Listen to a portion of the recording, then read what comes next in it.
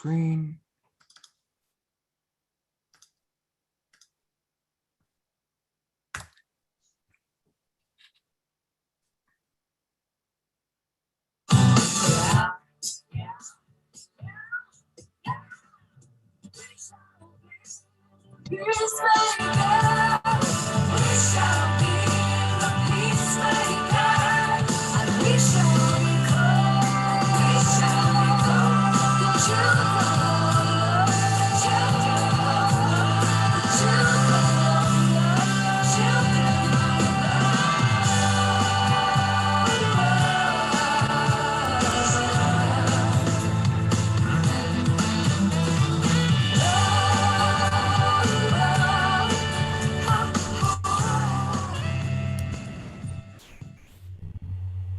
Welcome, everybody, and greetings. It is Saturday Night Live for you, the Global Peace Tribe. I'm Love Coach Scott Katamas, but tonight I'm also the wizard, here to bring you magic and all sorts of incredible, wonderful things. A reminder to our panelists to please mute yourselves, because otherwise we hear sounds. And welcome, everybody. For those of you watching live on Zoom, fantastic. And we're going to go to Daniel in a moment because he's got a special message, which I'll kind of set up in a moment. But for those of you watching on Facebook, and we now have about 150 Facebook groups, pages, channels watching us, come on into our Zoom room. That way you can interact more easily. We've got a great group of presenters, performers. It's a very interactive show tonight. So it's really easy. If you're watching on Facebook and you want to come to the Zoom room, just go to globalpeacetribe.com, globalpeacetribe.com, and presto changeo, you'll be in the Zoom room with us, and it'll be easy for you to chat. And one of the things that we do when people become members of Global Peace Tribe is we have an early Zoom room show. And on our early Zoom room show, we had just heard from Adie Bell telling a story about her father who passed away on Halloween. I brought you on. And we've got the great Daniel Brinkley with us as our keynote speaker tonight. And just as I was about to go live on Facebook, Daniel said that he has a message for Adie. So Daniel, I'm turning it over to you for a minute. Hey, Adie, as I was listening to you, let me pass on a piece of advice. I need for you to write a song to or about your father. He could come closer and connect to you because you're living an expression of him, but it's you receiving instead of creating through the art a song to or about him, that he can catch that frequency wave and get closer to you deeper to create a phase of music. He's after creating a phase of music, following the pathway that you're going down, but he needs something that moves out for and to him.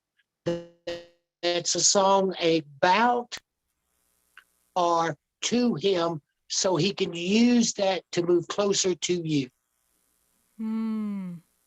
Thank you. That's beautiful. I do have a song about him, but I'm so open to something new. Thank you so much. That was beautiful. Thank you, Brother Daniel. To or about. I couldn't find the word.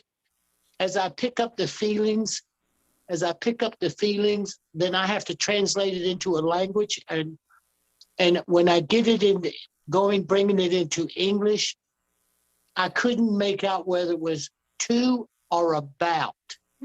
Okay? Because either one of those accomplishes the goal, but to or about him. And why? There is a form of music or a structure of music from what he knows where he is now as a musician, and understanding how frequencies modulate and how it manifests back over here. He sees a way to compose music through you or as a team to compose it and bring it out. So that's pretty cool. And I think that it's important for you to do what he said. Oh, thank you so much. Thank you. That's beautiful.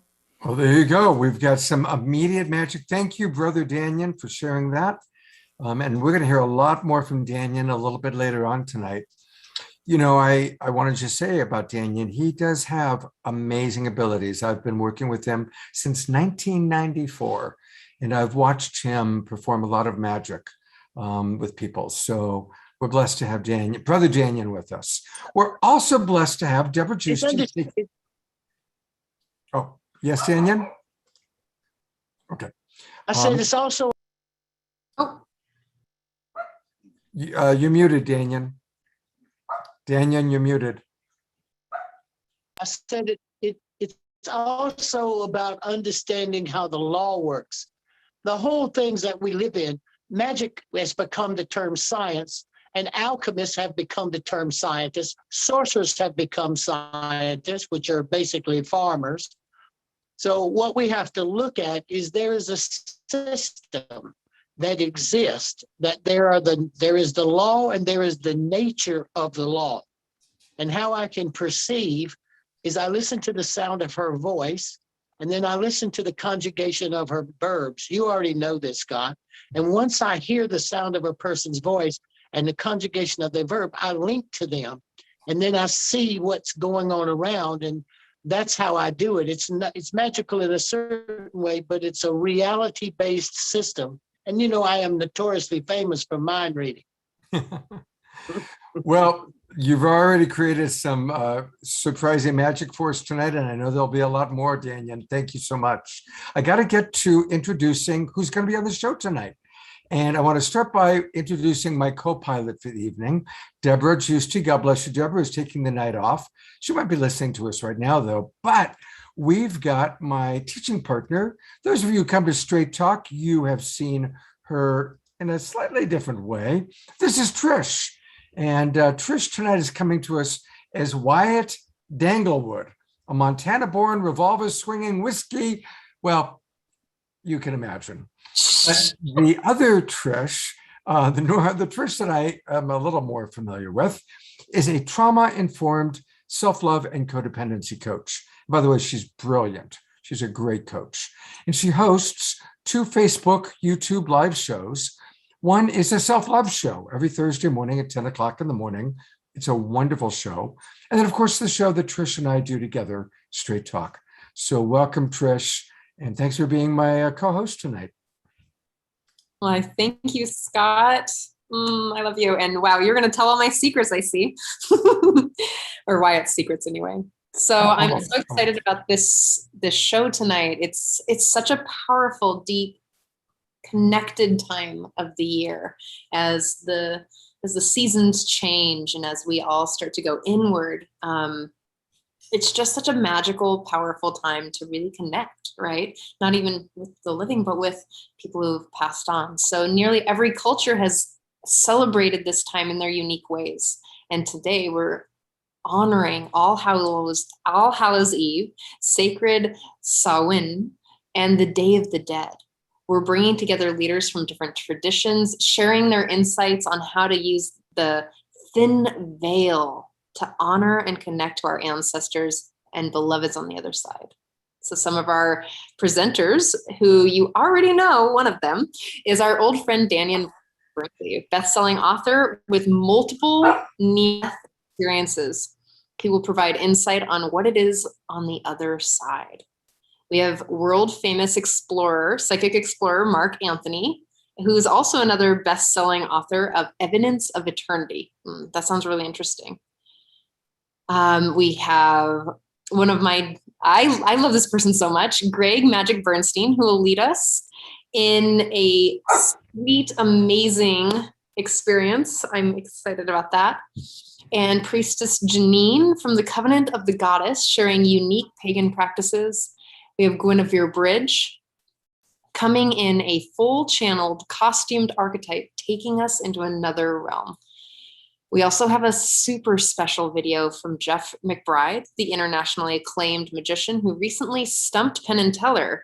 And this is a special, for your eyes only, Saturday Night Alive video. So he made it just for us. And as always, we have amazing music. And this week, we're really excited to present to you Travis Puntarelli. I'll say it again in a minute. And Adie Bell. So Adie Bell is a talented American vocalist, pianist, and film composer and actor from Montana, I just have to say. And Travis Puntarelli, who is an anachronistic vaudevillian of villantics, relic of forgotten times, and a minstrel of yore and bard of lore. Ooh, so we have something really exciting coming up. Awesome. What's next? Oh, coaching me through. Sorry. I'm really excited to introduce this next beautiful person, someone who shares my same birth city and state. Can you believe that? Like, I don't even know how that is even possible. Miss Adie. Hi, Trish. Hi, everybody. Thank you so much. Oh, it's wonderful to be here.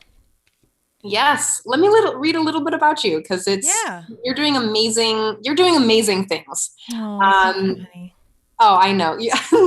As a songwriter, she joins the ranks of such poignant solo female virtuosos as Tori Amos, Sarah McLachlan, Joni Mitchell. She's a classically influenced blend of piano composition and raw lyrical reflective intimacy. You're the star and composer of the feature film The Last Avatar from Sacred Mysteries via Gaia TV. You're on your finishing your third album, and you're also co-hosting many women's retreats, specializing in blood rites, women's healing, and ritual magic, and personal mythology. And I'm so excited to hear more about your talent.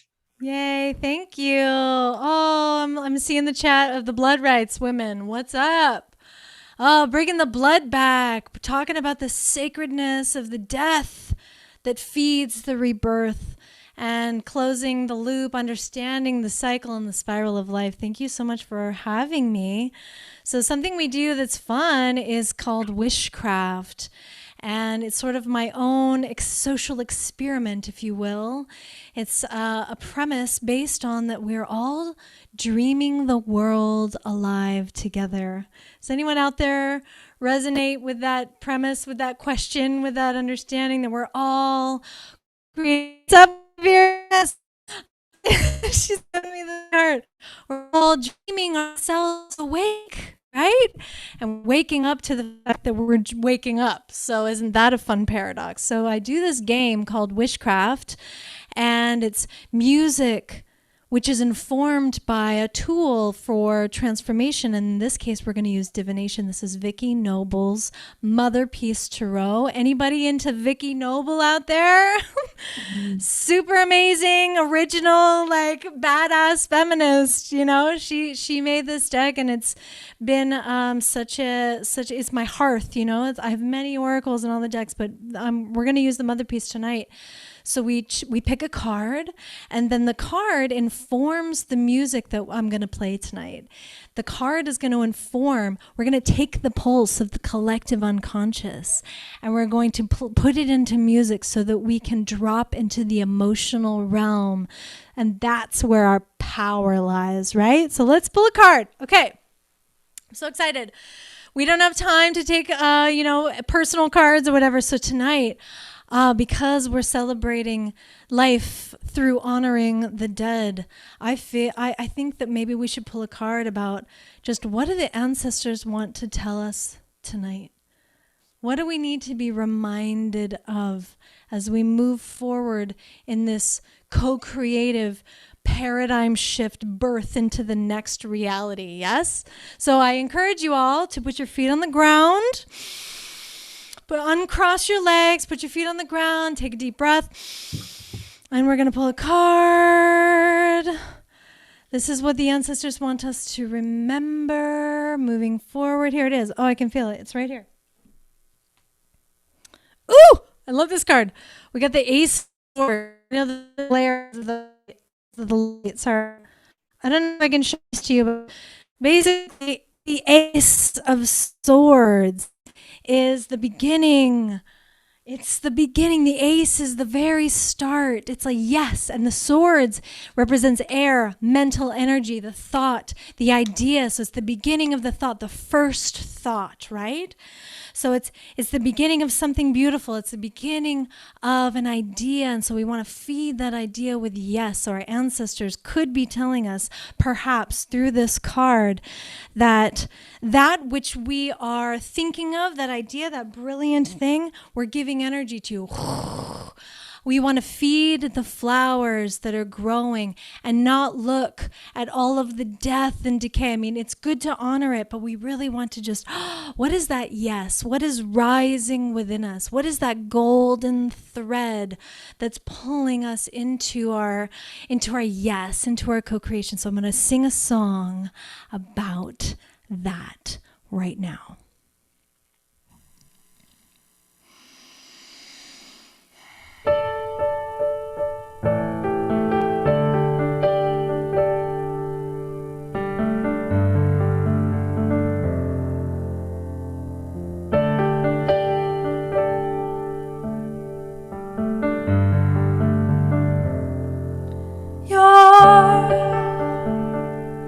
Love, it's like venom. I'm more alive as I die.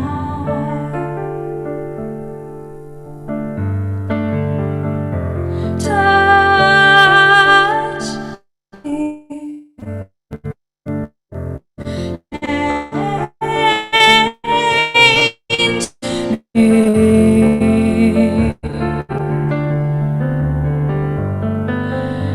With your venom.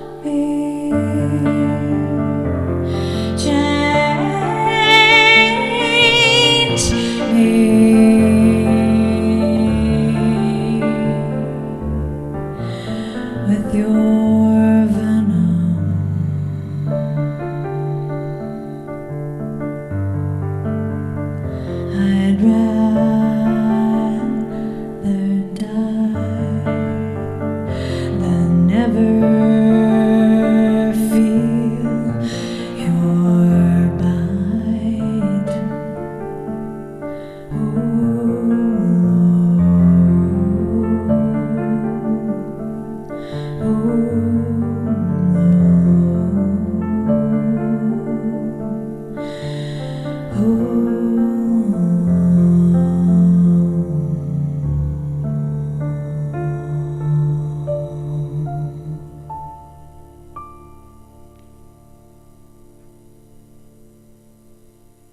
Oh, Haiti, that was absolutely exquisite. Such a beautiful, beautiful, perfect start to our show. And Edie's going to come back. We're going to hear another song from her, but I want to point out a couple things. Her website, which is oracle88.com, oracle88.com.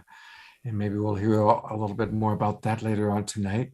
Also, I just want to let everybody know that Adie's going to be my guest tomorrow on my Sacred Sunday show. She and Guinevere Bridge are going to be on the show. And so definitely hope that you will join us. That's always on Sunday morning at 10 o'clock Pacific time. So we're going to get to hear more from Adie tonight. We're going to hear her tomorrow morning. So Adie, it's wonderful to introduce you to the Global Peace Tribe.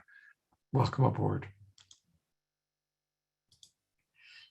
You know, this whole thing, Saturday Night Live, started as a fundraiser. And I'm really proud that we've raised over $150,000 through these Saturday night shows from all of you. And all of you have been so generous. And last week, we had an especially important fundraising recipient. And to kind of tell us all, she actually told us about it. And without any further ado, I'm going to bring on Kristen Hoffman. And Kristen, of course, is one of our favorite musical performers. She's one of our favorite co-hosts. She co-hosts every month or two with us now, and just a beloved, precious member of Global Peace Tribe. And Kristen, tell us a little bit about what we're doing tonight. Oh, hello, Scott. So wonderful to be here. Welcome, everyone. I just wanted to come on tonight and invite you from the heart to help fundraise for a very important time and cause. I know most of us watching right now are in spaces of comfort, and that's such a beautiful thing when we can feel safe and comfortable. And then on our planet currently, there are others who are going through extreme challenge. And our recipient tonight, unfortunately, because of the challenge, I cannot share specifics, even name or image, but we are raising for dear ones in Afghanistan, peace leaders who I have worked with personally, young, incredibly heartfelt leaders who guide with peace and love and light. And we are supporting them to get to safety. We feel that it's going to happen very soon. And we just want to invite, if you feel that it's possible to help support this transition, this very important transition in the lives of a couple of young, incredible peacekeepers, please support and give what you can, even $1, anything that feels right to you. We want to also thank you all who have already given. Thank you so much. And at some point in the near future, we're hoping that we can be super transparent and even have these dear ones come on the show. And so please offer what you can.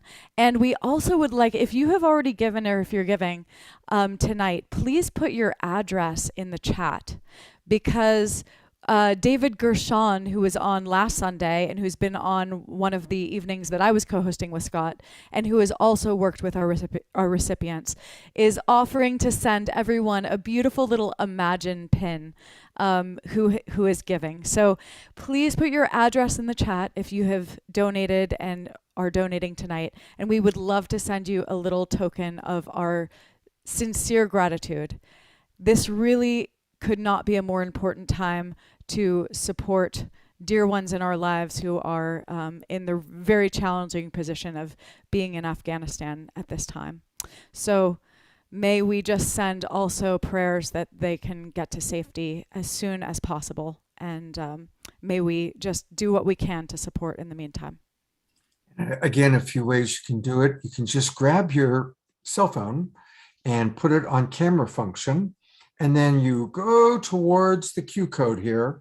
And what happens is it pops up, you'll see somewhere on your screen, and you just click it. And that's how you can go straight to the GoFundMe. We are using the Love Coach Academy GoFundMe page to raise money. And if you don't want to use the Q code, you can just go to GoFundMe and then support for the Global Peace Tribe. Support for the Global Peace Tribe. And we will read the names of those of you who support this effort.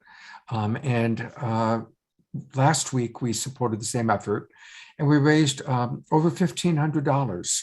So thank you to everybody last week who donated.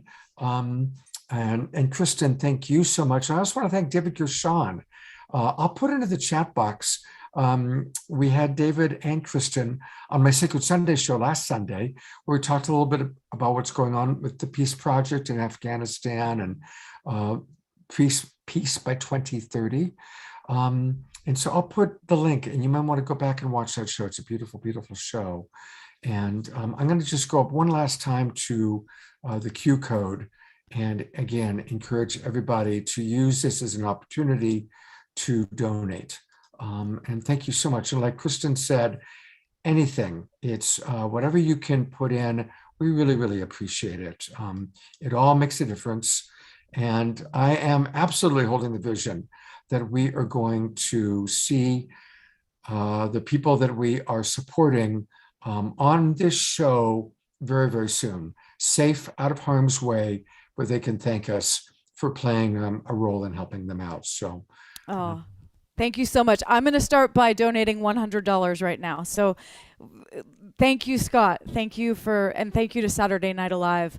Can't share my appreciation enough for you to step up to this important cause. Thank you. God bless you, Kristen. We love you so much. Love you all so much. 80, that was incredible. I love you, sister. You were just such a gift. Thank you. There's 80. There she is. Oh, beautiful. And thank you so much, girl. She helped me get all the sound ready for Zoom, and you're so beautiful. I can't wait to connect with you again. Thank you so much. I love you. You sound so beautiful and ethereal and mystical. So looking forward to more. Yes. What a wonderful tribe we're all a part of, right? I mean, it's really such a blessing to be able to work with like people like Kristen and Trish and Adie. It's really a blessing. There's my dog who's very excited. I get to introduce our first actual speaker of the night. And she's new to Saturday Night Alive. She comes highly recommended. And this is Janine Nelson. And she's here representing the Covenant of the Goddess. And she's an elder high priestess in one of the oldest traditions in the United States. And that's the pagan community. And she serves this community through her active participation as the National Public Information Officer for the Covenant of the Goddess. Janine began her journey in the craft, and it is a craft, over 20 years ago in the eclectic tradition.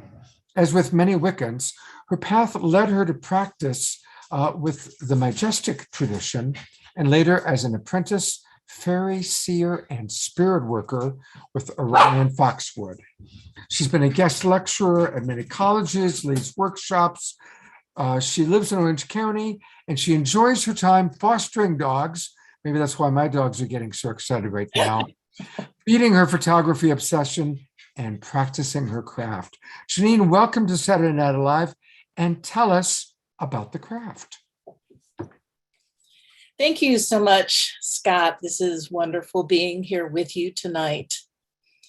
Blessed Samhain, everyone, or should I say Happy Hallows? I mean, there's so many names to this amazing evening. Halloween has a very long and rich history dating back to the time of ancient Celts of England and Ireland and Scotland, where my ancestors are from. It's quite a popular holiday today and celebrated throughout the US, Canada, Europe. And of course, you can't miss the signs when it comes. It starts in late August with all of the decorations and the various costumes people begin to create. I mean, look at this audience tonight. Amazing. It's really hard to miss when this time of year comes around. But why do we celebrate this holiday? I mean, what is Halloween? Well, as I mentioned, prior to the spread of Christianity during the Iron Age, Celts who lived in Ireland, Scotland, Britain, and France marked the end of their summer and kicked off their Celtic New Year at Samhain. This last harvest, third harvest, Hallows Eve, Halloween now, and Day of the Dead, Dia de los Muertos. These are all names for this amazing time of year. And as you can see, it has crossed boundaries with tradition. Now, Samhain, the etymology of Samhain is summer's end, Samhain. It marks Samhain marked the end of one year and the beginning of the next. And its position in relation to the natural seasons shows it's been a turning point in a pastoralist rather than an agrarian cycle. It corresponds to the end of the grazing season, when under primitive conditions, our ancestors would have herds and flocks, and they would bring them all together. And only those herds, only those that would be used for breeding, were spared from the slaughter. Now, almost any modern text today refers to Samhain as the Irish Celtic New Year, or more appropriately, describing the separation of summer, or the light half of the year, from the beginning of winter, or the dark half of the year. And we've heard tonight already, the dark half is the time when we do a great deal of introspection, versus the light half of the year where we're working in our gardens and we have energy, just boundless energies. Now, the harvests are not only required a communal effort to gather all the crops and the herds, but it also included a great feast, which is what we celebrate in our rituals today. The Celts would make this feast of all the food that wouldn't last until the spring, and this also did include meat and beer. So they had a really great time. And many rituals today will include beer and mead. Now, Samhain also represents a time when the veils between the human world and the spirit world are considered to be thinnest. The Celts believed that this barrier between the worlds was breachable. And so during Samhain, they prepared offerings that were left outside their villages, outside their homes, in their fields, for their ancestors, and for the Sidhe, or the Fae. Now, there are traditions today, and Fairy Seer is one of them, that consider the Sidhe the original ancestors. So think about that for a moment. Original ancestors of this earth. It gives me chills.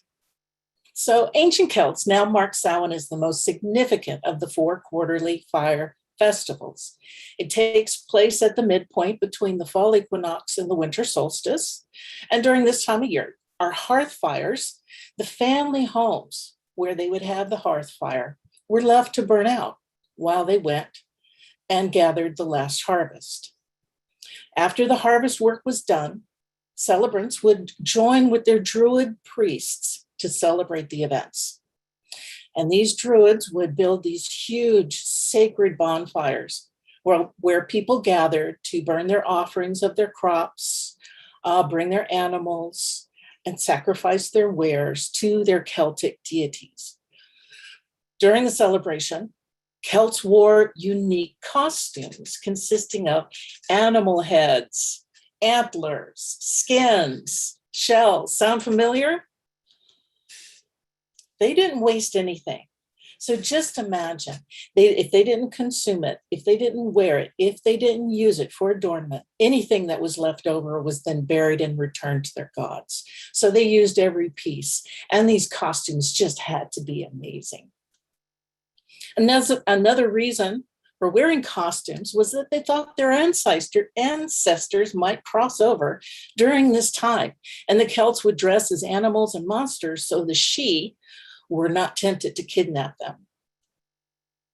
During Samhain, they also attempted to tell each other's fortunes. Celts thought the presence of the otherworldly spirits made it easier for the Druids or the Celtic priests to make predictions about the future. They recognized the unpredictability of the natural world, and the prophecies were important as a source of comfort during their long, dark winters. Now, at the end of this Samhain celebration, participants would then take a flame from the sacred communal bonfire back to their home in order to relight their hearth fires. And this is where we get the relighting of the candles. Around 43 AD, the Roman Empire had conquered the majority of the Celtic territories. And that's where we see some assimilation of Roman holidays, such as Feralia, where the Romans commemorated the passing of their dead, along with the day that they honored Pomona, which is why we tend to have apples this time of year.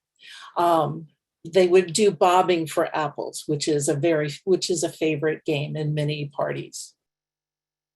So tonight is such a special night to ponder the deep roots of this special holiday and to reconnect with your ancestors. A dear friend once said, "Spirits of the dead we raise, join us by the cauldron's blaze. Elves and gnomes and goblins all, heed the witches' Samhain call.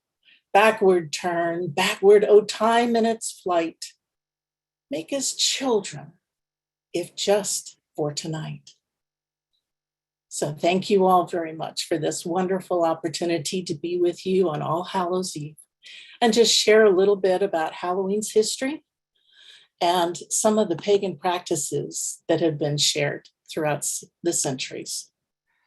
Janine, that was wonderful. Thank you so much for coming on and giving us some of the history as I asked you to do. Wonderful job. And tell us a little bit about the COG, the Covenant of the Goddess. Anybody who's wanting to get involved, can anybody come and kind of learn? How does that all work? Covenant of the Goddess is a federation of Wiccans, witches, pagans, and covens. And this is where we have networking and a community for these pagans. We also provide clergy credentials. There is support, legal support, if those need it, and has been used in the past, unfortunately. And we also provide education. On our front page, you might see Mary Part, which I have shared on Facebook before through our Facebook page. And it describes some ceremonies and traditions someone might use for a dearly departed. Right, here are the ancient practices. So again, it's a very simple website to remember. It's COG, Covenant of Goddess, .org, COG.org. And there's a lot of wonderful information like how we view grieving. And, certainly everybody at the very least, go there and do what I just did. You can register, give me your name and email address, and that way you can get more information from them. And 12 plus 1 does equal 13 the last time I checked. We also host a monthly Wednesday with Witches where people can come and learn more about the craft and get to know some of the members a little bit more as well. Fantastic. Janine, thank you so much for being with us. And I hope you can stick around and enjoy part of the show. And hopefully we'll get a chance to go deeper with you again some other time. You've been wonderful tonight. Thank you. Thank you so much for this opportunity. It's been a great honor. Yeah, you're doing great. Thank you so much. And to introduce our next feature, here is the lovely Trish, right? Or is it Wyatt? So Trish, is it Wyatt? I'm confused, but that's what cross-dressing does to me. It confuses me. Oh, sorry, Scott. Man. I just want to say that was an amazing piece, and thank you for bringing that little last prayer in. And it called up with harm to none and goodwill for all piece that my teacher used to share with me. Thank you. Absolutely. Thank you. And now for one of our most popular segments of the show, Jay Mayer and Jan Kaplan's weekly love offering, this week's Wisdom Jewels.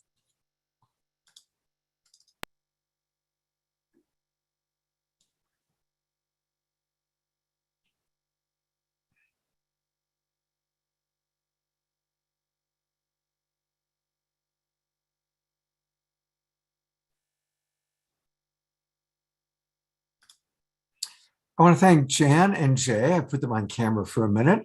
Thank you so much for always every week creating these wonderful wisdom jewels. It's really become a wonderful part of the show. And we're going to get a lot of Jay and the lovely, talented, and many other things, Jan, tonight, because they're doing the after show. So everybody stick around for the after show. And again, remember to send us if you want to be on camera, or send us pictures of your costume, because that's one of the things we're going to be doing during the after show, as well as hearing more from Magic and getting some light touch. So thank you, Jay and Jan. We'll look forward to seeing you a little bit later on tonight. There he is. There's the light touch. Jay Mayer as Rod Stewart. All right. You know, I want to tell a true story that's very in alignment with tonight's show as I introduce my friend Guinevere Bridge. I've known Guinevere for quite a while. Similar to the way I met Daniel Brinkley. I met Daniel when I was producing The Other Side, and I met Guinevere when I was also working on as a producer on a television show, and she was a sidekick, and we worked together a little bit. Years passed, and almost 10 years ago, my wife passed away.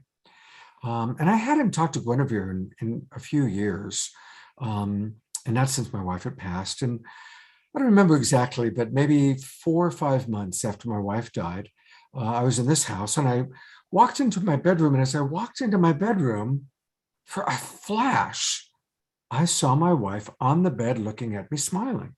It was like one of those, like, what the, wow, that, and it was gone, you know.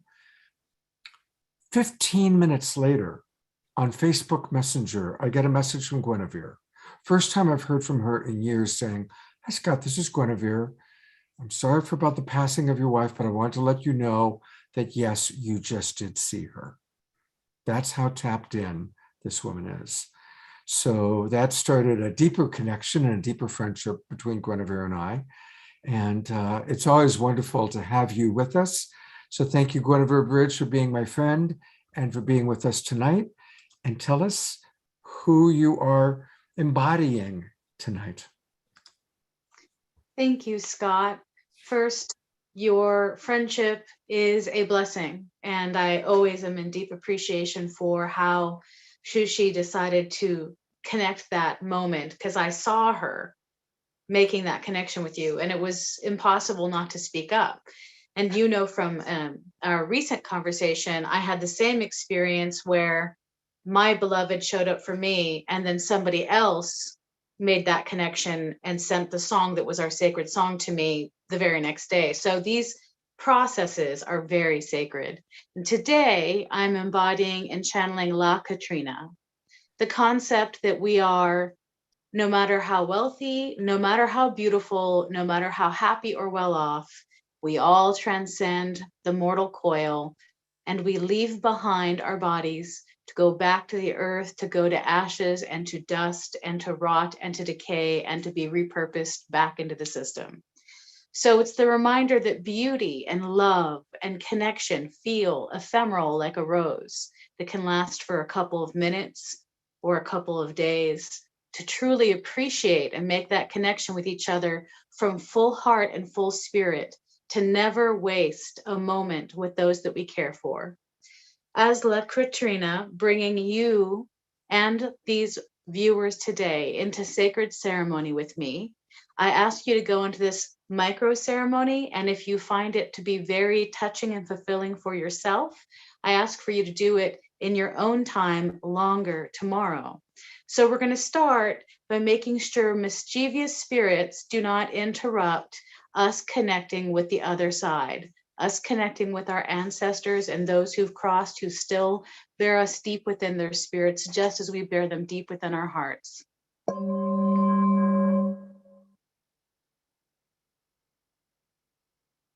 Okay, little mischievous spirits, you know you're not welcome. The loved ones are, in fact, very welcome to enter this spirit form tonight. So as we connect, and I ask each and every one of you to think of an ancestor that you knew or a friend that you loved. Many have crossed to the other side at this time. So you want to bring them close to your heart, see them in your mind's eye, and you want to imagine, as you see me hold up this coffee cup, that you're offering them food. You're offering them food that was their favorite food in life. I have corn chips because my beloved, who passed in 2019, grew blue corn. And so for him, and to honor him, I feed his spirit with the blue corn chips. Now, each and every one of you, think of that favorite food of your beloved one, that special thing that really made you connect with them.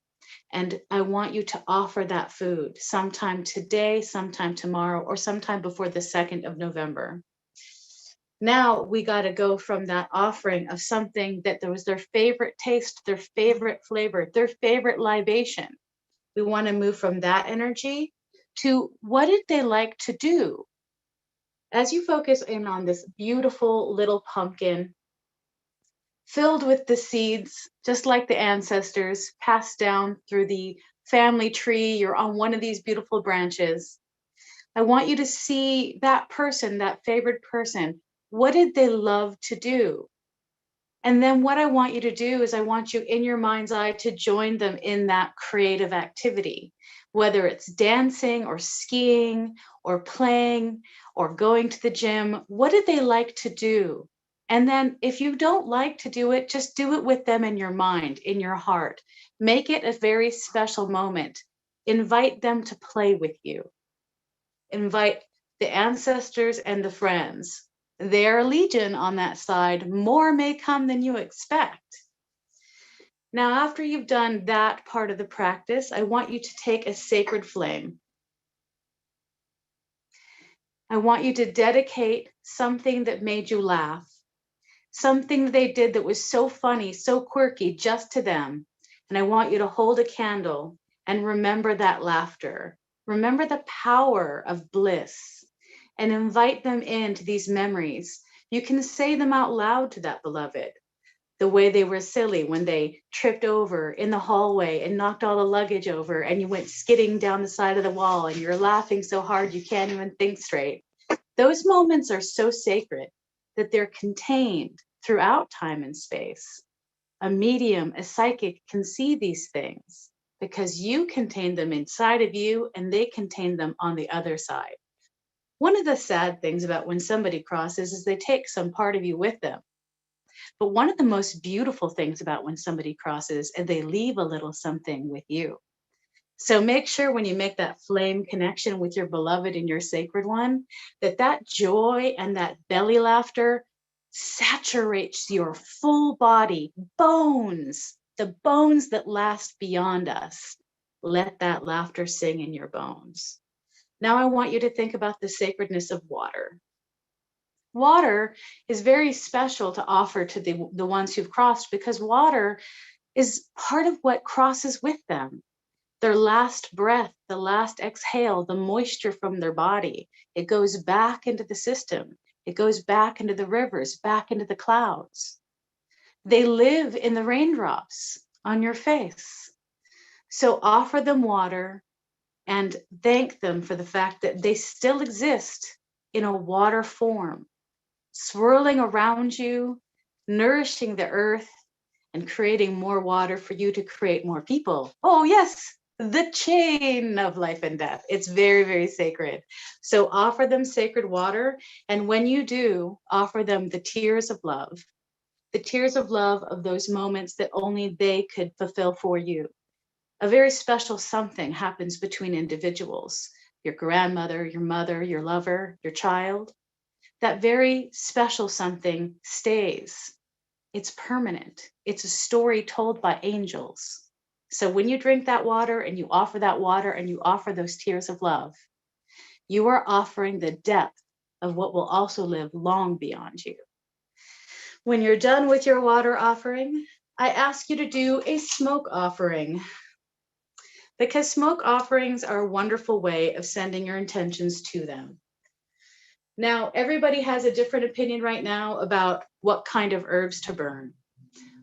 I have sage that was offered to me as a gift from the First Nations. They have been kind to me and wise to me, and I offer this sage to you and to your loved ones.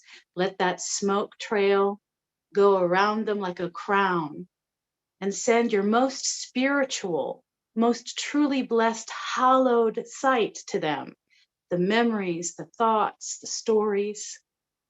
If you're going to burn a sacred plant, thank the people who also burn that sacred plant. Thank the First Nations.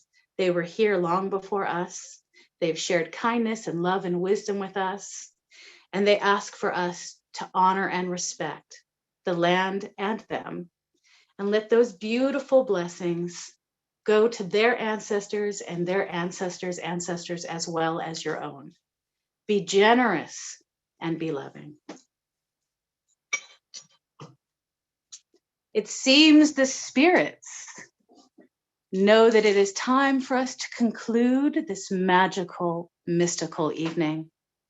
And with that, the last thing I want you to offer them or share with them is something that's so sacred that it's a secret between the two of you.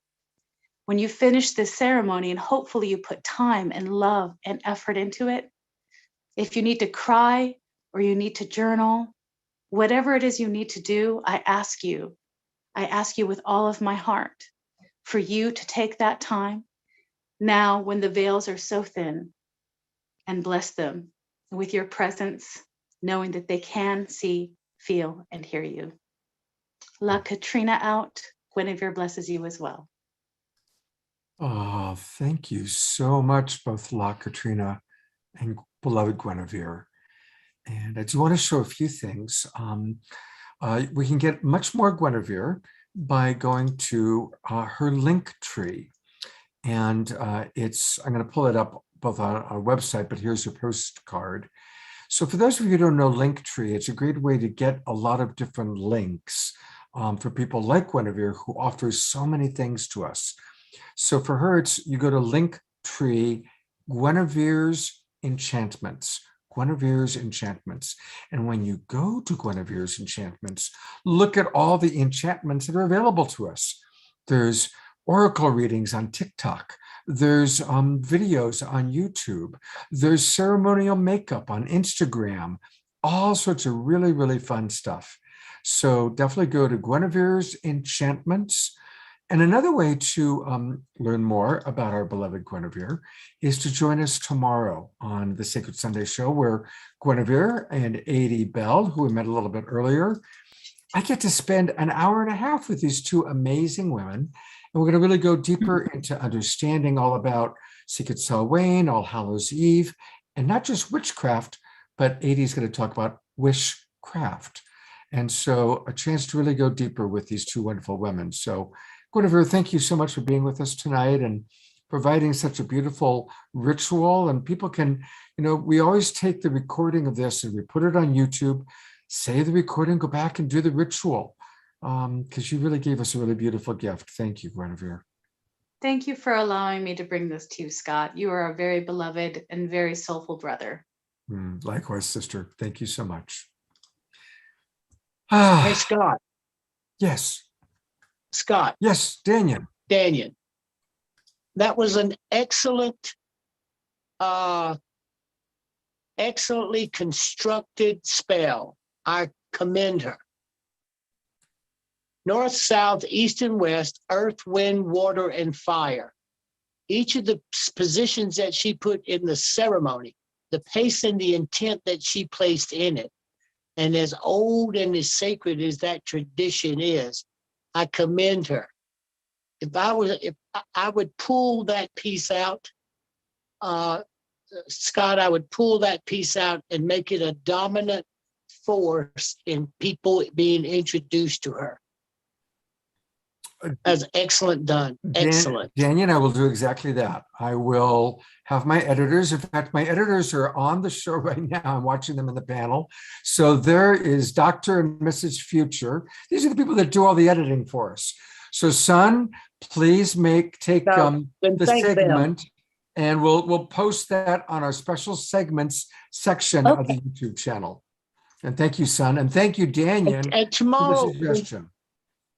and tomorrow, make sure that she casts one of those at the sacred time in Hail All Saints Eve. We will It's do that. tomorrow. That will be the best one. Beautiful. Thank you, Daniel, for jumping in with that. How blessed we are to have Daniel. How blessed, Guinevere. And now this segment will live forever as a special segment in our YouTube channel. We do have special segments, and Daniel's absolutely right. This is going to be one of those. So thank you. What an amazing tribe we're a part of. And I want to just again acknowledge Jay and Light Touch. And to learn a little bit more about Light Touch, you're going to learn a lot more during the after show. But here's something that Jay put together just for tonight.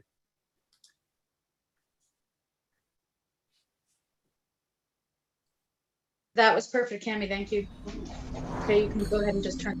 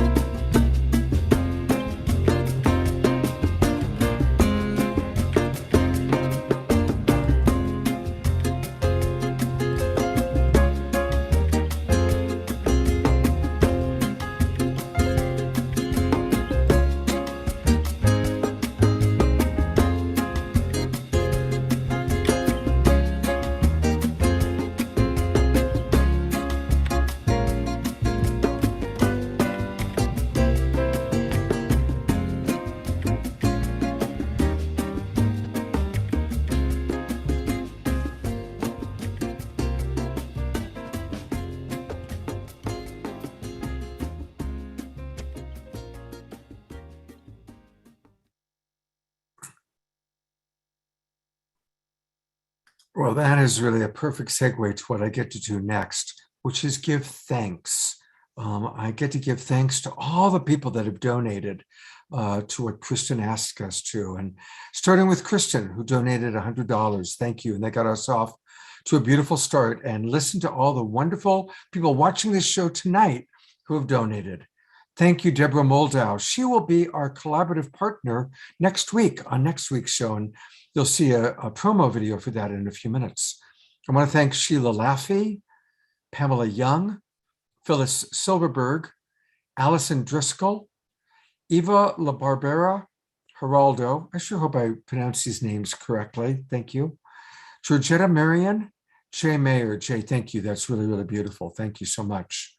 Gary Chris, Wilma Bishop, Amy Gianluco, Kevin Beanie, Sue Holdener, Janice Hall, Susie Karasik, who's helping us out, the lovely and talented Jan Kaplan, Amanda Sebris, thank you, Amanda, Alexandra Kovacevic,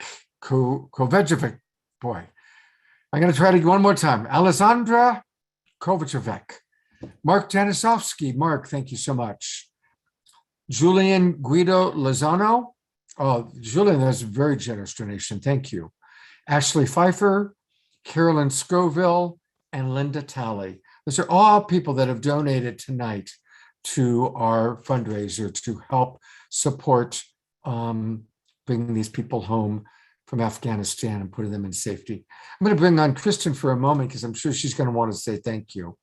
There she is. Kristen, can you believe how many people have donated tonight? So much. Louder, Kristen. Can't hear you. I forgot. Can you hear me now? Yeah. I took off my microphone. Thank you all so much, dear ones. Infinite gratitude from my heart to yours, and just enjoying being here with you all so much this evening. Thank you, thank you, thank you. Yeah, beautiful. And remember, give us your addresses so that we can send you, if you want, the little pins that David Gershon is donating. So beautiful. God bless you all. And now to introduce our next musical act, here is it Trish? Is it Wyatt? I'm still trying to figure it out.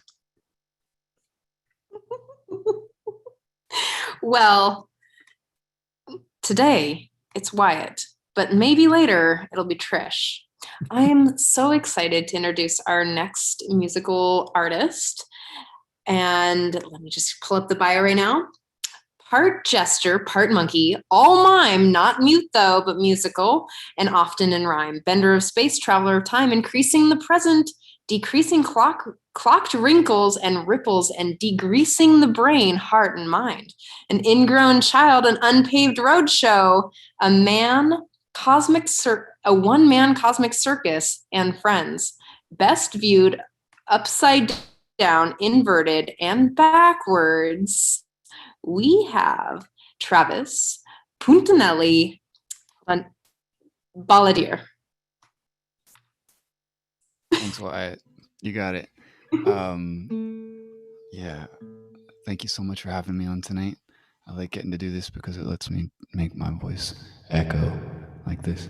It's one of my favorite places to play on the internet. A big thank you to La Katrina. Thank you for that talk. That was really healing for my own self. I'm glad to hear that. It's cracking me up thinking about my grandfather and things he liked to do. So tonight I want to share with you a medicine song that came to me a while back. Sometimes there's things that we don't want to do in life, like die. And fortunately, there's a good and benevolent spirit that helps us out with that. And that's the spirit of change or death. Or some call them the Undertaker.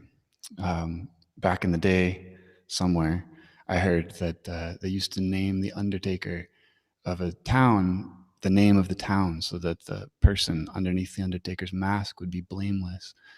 That they were doing the duty of the people, the will of the people. So the person under the hood would then be called, for instance, Bloomington, or tonight, Ashland. So this is a little medicine song and a prayer that my own Undertaker has a decent sense of humor. It was like this.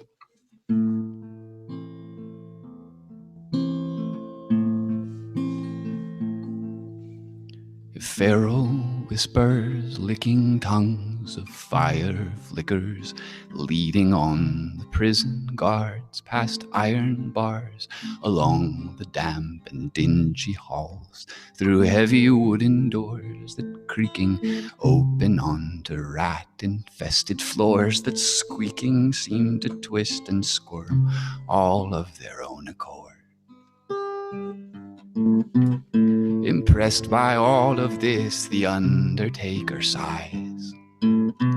He nods, then stops to rub the sleep out of his eyes. He motions solemnly, the guards leave him alone. And then with heavy hands, he drags the axe across the stone. And if it were your turn to lay your head upon his chopping block, you might hear him hum his song. All in a day's work, all in a day's. They'll talk eventually. I've got my ways. I've got my axe. I've got my blade. All in a day's work, all in a day's. Oh, don't worry, little heads, don't worry now. Yes, it's true, I'm here to usher you out. Don't worry, little heads, don't worry now. Soon you'll be off of those necks and into good hands. Don't worry, little heads, don't worry now. I'm here to make light of the situation. No matter which direction you're facing, soon you will be rolling, rolling, rolling, rolling, rolling, rolling, roll all in the days. Work all in the days. They'll talk eventually. I've got my ways. I've got my axe. I've got my plays. All in a day's days, work all in the days. Oh, please, no undertaker, not today. Take pity on me. This is the day that I was born. Nonsense, it's perfect. You'll go out the same way you came in. Happy birthday, don't look so forlorn. No need to plead with me, no need to beg. You see, I'm not concerned with why you're here, I'm just concerned with how you're leaving. If you've got your head on my chopping block, no doubt you'll be listening to my song. Soon as your head comes popping off, then you will be singing along. All in the days, work all in the days. They'll talk eventually. I've got my ways, I've got my axe, I've got my blades. All in the days, work all in the days. Oh, what do you know? There's a morsel for me. When I stop to think about the things I get excited over, they must think I'm crazy. I got a thing about heads, I got a thing about them. I can't help it if I like what I do. I used to think that I'd want to be a lumberjack. Guess that's why I'm so into chopping and a lopping and a whopping. Afterwards the dropping and the plopping and then the slopping and then the mopping. Ooh, jolly old time. All in the days, work all in the days. Everybody talk eventually. I've got my ways, I've got my axe, I've got my blades. All in the days, work all in the days. All in the days, work all in a day.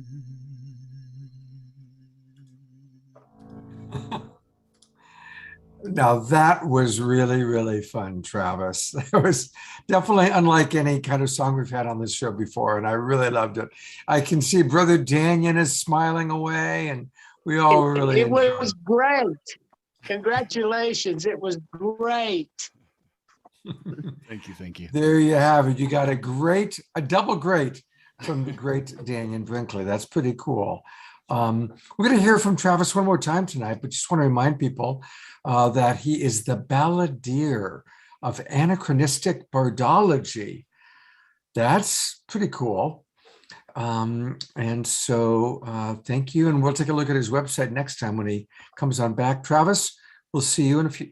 Actually, Travis is going to close out the main show. So we will see you probably in about 1 hour.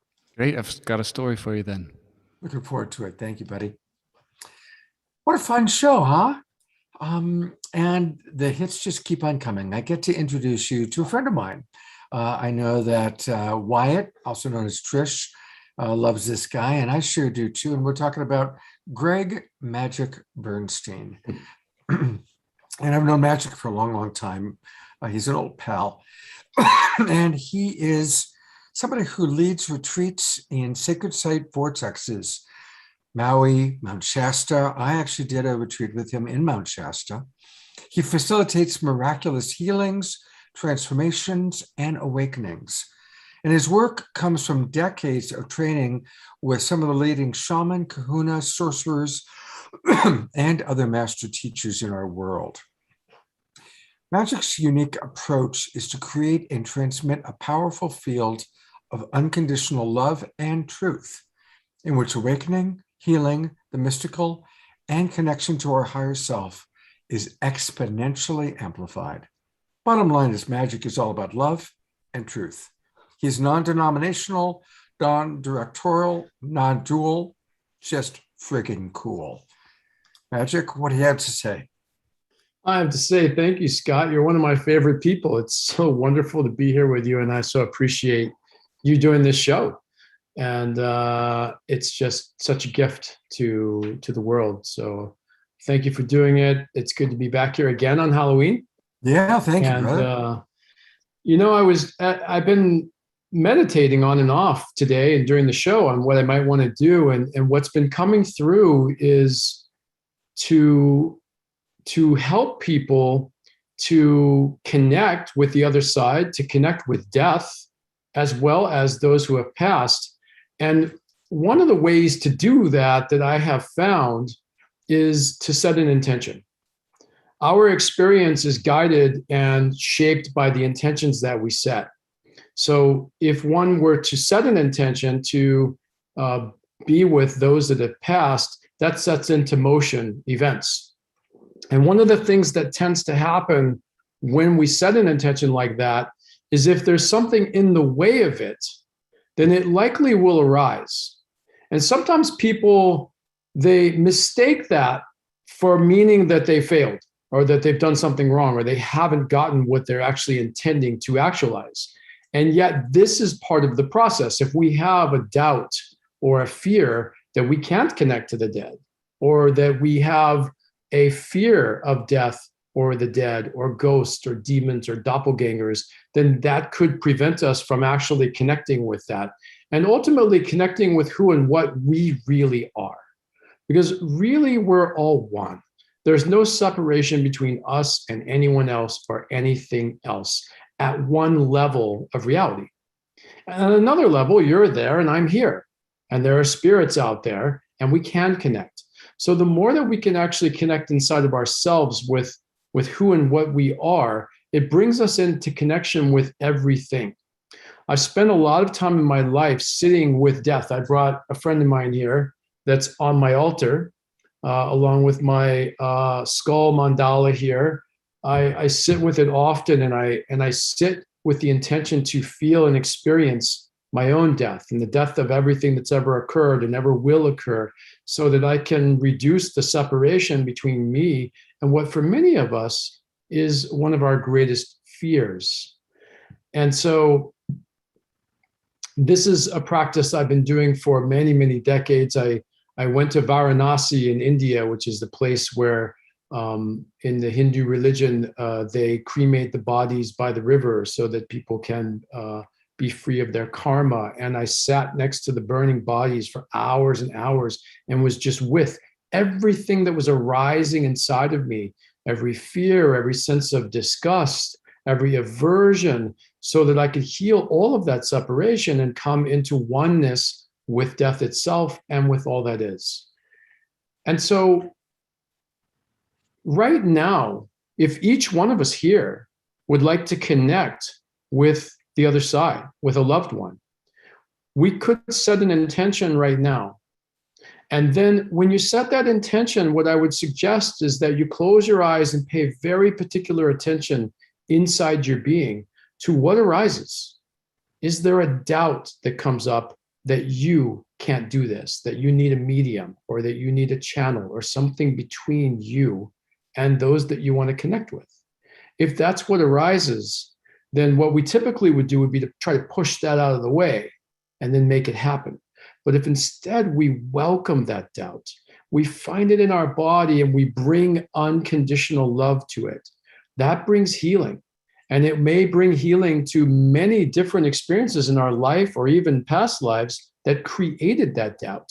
And when all of that doubt resolves and whatever else might be in there, then if it is the truth of the moment for us, we will connect. You know, for myself, when I think about this kind of intention, and the first time I sat down with an intention that I wanted to connect with the other side, and I closed my eyes and I just, attempted to be still and empty so that I could be in the space, the multidimensional space where we have access to all that is, I noticed that what came up was a memory. And it was a memory of me being in the crib when I was probably, 3, and I saw a ghost. And I saw a ghost in my room, and I screamed and I called out for my mom and my dad to come in. And they came in and they told me that I hadn't seen a ghost, that sort of thing didn't exist. And so for me, that went on to because they just left me there with this ghost. And I was terrified and frightened. And that became a trauma memory for me. So connecting with the other side at a deeper unconscious level in my psyche, there was resistance to that. And many of those who are in our spiritual community have some level of giftedness in their psychic senses. And many have had experiences like this when they were children, when they were shut down, or they experienced things that were frightening and they shut it down themselves.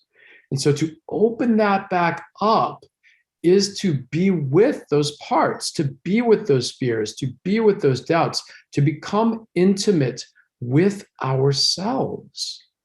Anything inside of us that's unresolved is creating separation and preventing us from the full experience of all the possibilities of the limitless nature of reality. And so this is the process. I call it the oneness method that I developed. It's one method for any application. The application here would be intending to connect with those on the other side, or just to heal any fears or anything that we have that keeps us in separation.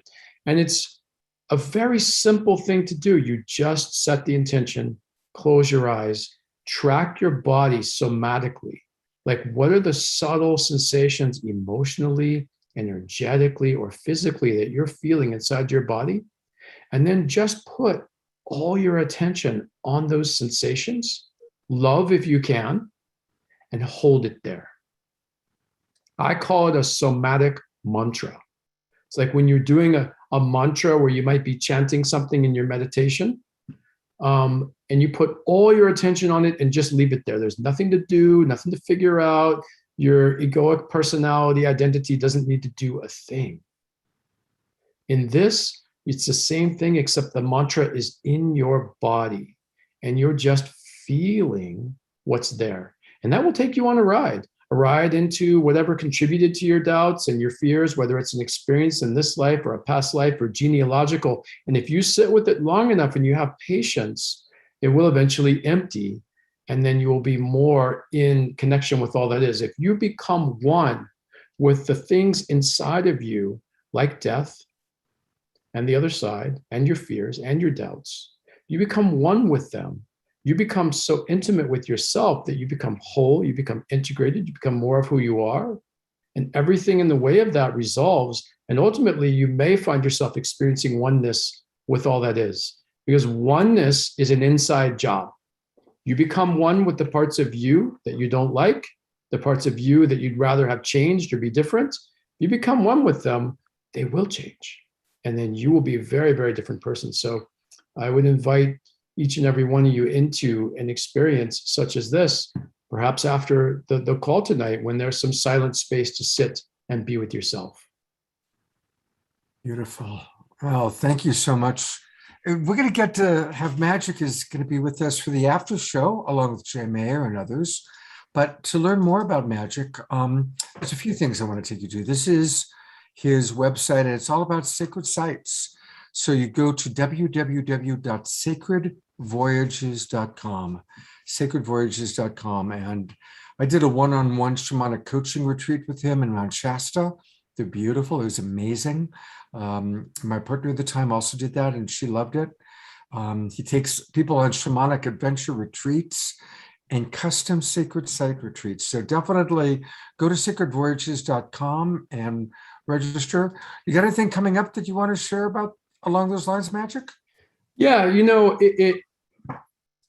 if you want an easy taste of what I'm up to in the world and things that could be of help and service to you, I also offer a monthly podcast. I pick a different subject every month. They can be death. It could be very esoteric subjects such as teleportation or shapeshifting, or it could be very practical subjects such as how to be an empath. And it's a tapestry of stories that I weave together that creates what I call a shamanic transmission, which is where the subject matter that I'm talking about, I'm actually transmitting the healing and the awakening and the transformation so that it evokes something in the listener. So it's not just something that you're listening to and being educated by, but it's actually changing you and altering you. And I do that once a month on the first Tuesday of the month. And there's also a couple of dozen recorded ones from the last couple of years on my website if you want to go back and see if there's any topics that you resonate with. Awesome. Magic, love you much, brother. We'll Thank see you you, in a little Scott. while Love on you, the brother. after show. Yeah. All right. So it's now time for the Global Peace Tribe announcements. And but stick around. We've got some really good stuff. We've got Daniel Brinkley coming right up. We've got more music from A.D. Bell and Travis. And we've got a very special video created by Jeff McBride just for tonight. And Jeff's an amazing magician. So we still have a lot of wonderful stuff ahead of us. And, every week we do an amazing show. And I want to show you the video. I love these promotional videos that our team creates for us every week. Thank you, Dr. and Mrs. Future. And let's take a look at what we've got coming up next week. and start reading whenever you're ready. Whoops, that's the wrong thing. That's not what I thought it was. So we're going to go to something else for a moment. We are going to go to Trish is going to talk in a moment about the Self-Love Show. And the Self-Love Show is a show that has been going on for a year and a half. It's awesome. She does it with her partner, Dawn Light. And it's every Thursday at 10 o'clock in the morning. I'm going to show the little poster for it. I watch whenever I can. I actually changed my schedule. Usually I meet with Deborah Giusti every morning, but on Thursdays we don't meet till 11, so I can watch the Self-Love Show. I think I'm possibly the only man who watches it. It's mostly geared towards women. But Trish, I love your show. Tell us about the show and tell us about what you've got coming up. All right. So the Self-Love Show is a free weekly online resource for people who want to dive into the practice of deeper self-love acceptance by developing a stronger foundation of emotional resilience and self-esteem. We invite guest teachers, therapists, and coaches from all over the world to teach their amazing skills. One of the big things is that we want to be able to offer this free resource to everyone so that they can get, kind of like free coaching or free therapy every week, right? So tune in every Thursday morning at 10 a.m. Pacific Standard Time on Facebook or YouTube. We're growing that little platform. It's very small. Next week, we have a counterculture creatrix, TED Talk speaker, body philosopher, and author, Dr. Saida Desilets. I don't know if I'm saying that right. And she's talking about how our desire is the compass we all seek and what that means for our self-love journey. So she looked like fun. And so here is the Facebook. I posted it in. It's www.facebook.com/selfloveshow. And you can find us there. Or you can find me on Facebook and I'll send you in that right direction. Great. Thank you, Trish. And Trish's other show that she does every week is with me. And we have a great time. It's called Straight Talk. I know a lot of you have already watched it, and a lot of you are regulars on the show. Tell us about next week. Who do we got next week? I'm so excited about this show. It's going to be a pretty wild show, you all. Definitely out of the normal routine of our shows. And these two beautiful humans are a couple drag queens that I found on TikTok that have really they pulled me through the pandemic, and they are hilarious and deeply funny. And they have great, I got them on the phone the other day and we had a conversation about how comedy and humor has really helped them find their authentic expression in the world. And if you want to talk to some really hilarious, slightly inappropriate folks, come on over tomorrow or next week and share with us. Great. And Straight Talk is every Friday night at 7:30 p.m. And it's where we go deeper, and everyone is different. Like last night, I should say, we had a great Straight Talk show. Really great with Dr. Marty Casey and Sharif Abdullah, who you recently saw on the show, talking about social justice. So we really mix it up. And I love partnering with you, Trish. Thank you so much. All right. I have properly found the right video. Here is what we're going to be doing next week on Saturday Night Alive. On November 6th, Saturday night will come alive for the Global Peace Tribe as we affirm the ancient wisdom as above, so below, by honoring the relationship of Gaia and humankind. Hello, I'm Reverend Deborah Moulton, founder of the Garden of Light and director of the Evolutionary Leaders Circle of the Source of Synergy Foundation. And I'll be co-hosting this special show with Deborah Giusti and Scott Thomas.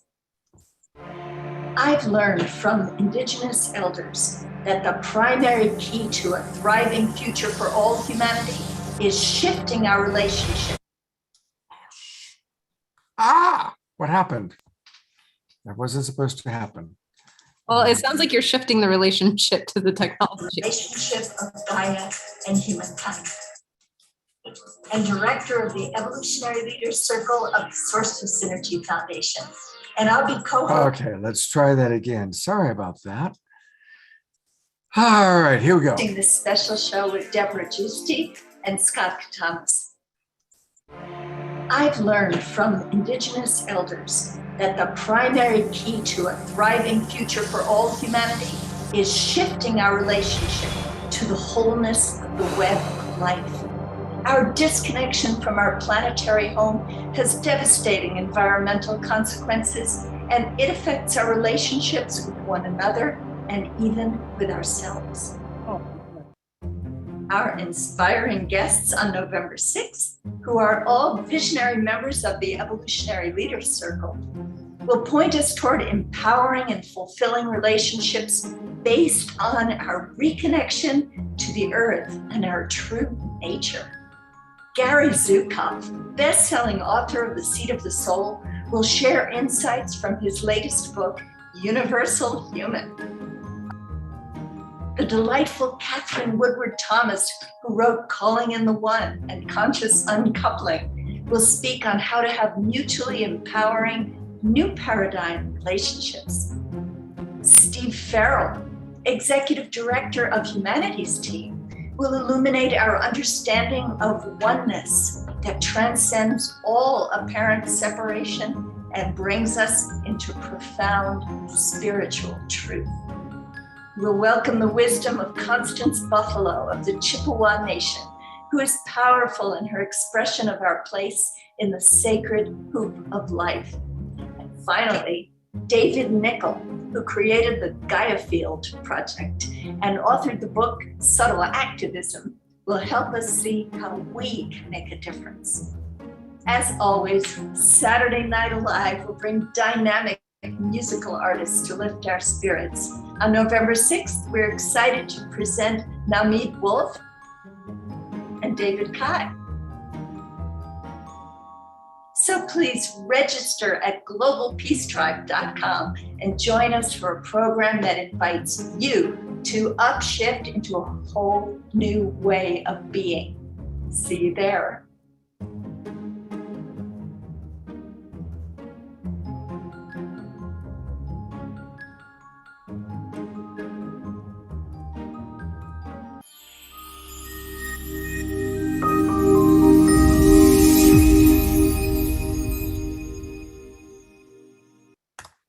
Again, a big thanks to Dr. and Mrs. Future, also known as Alan and Son, who do our videos for us. And next week is really going to be wonderful.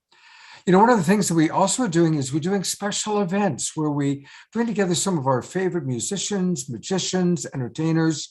Last week we had Cornflower and Kristen Hoffman did an amazing show, and we've got another one coming up.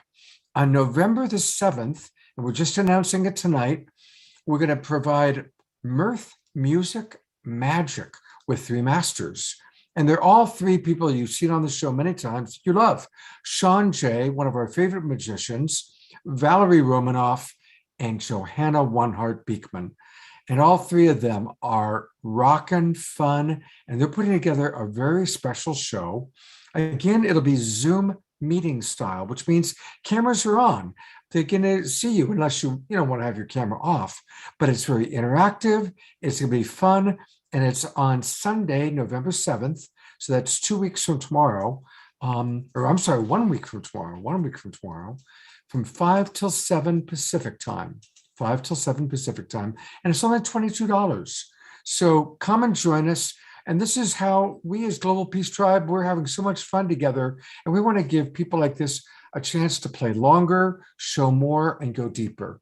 And as a Zoom meeting, it gives us all a chance to really interact and connect with each other. So please join us. And of course, I'll be hosting a week from tomorrow, November 7th, for mirth, music, and magic with three masters. And you can register by going to globalpeacetribe.com. Go to globalpeacetribe.com and you'll find right there where you can register for it. And also our dear Susie is putting links into the chat room here in the Zoom room and in some of our other Facebook pages. And finally, remember, if you're watching on Facebook, you still can come on into our Zoom room. There's plenty of time.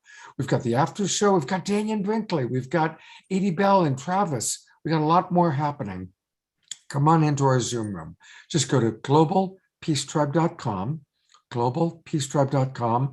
Come on into the Zoom room and join us. So we've got a lot happening. Last announcement, I want to thank the people that are watching on Unify. Unify is a wonderful broadcast partner for us, really helps us out a lot. And it's cool that every week we are on Unify, and so many of you watch us.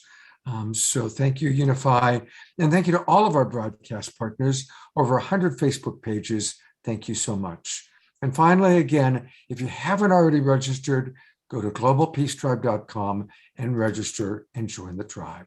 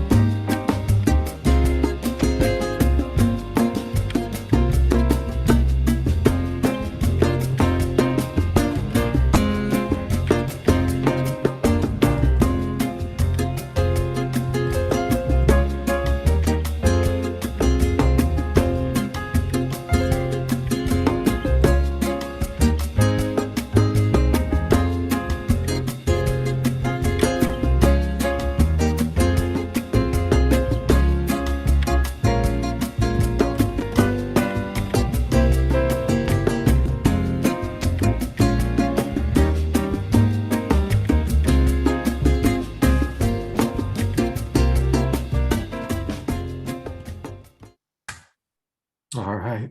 Hey, what's next, Trish? Oh, I am so excited to bring back on for her second song a soul-stirring soul sister who's just beaming down from the ethos.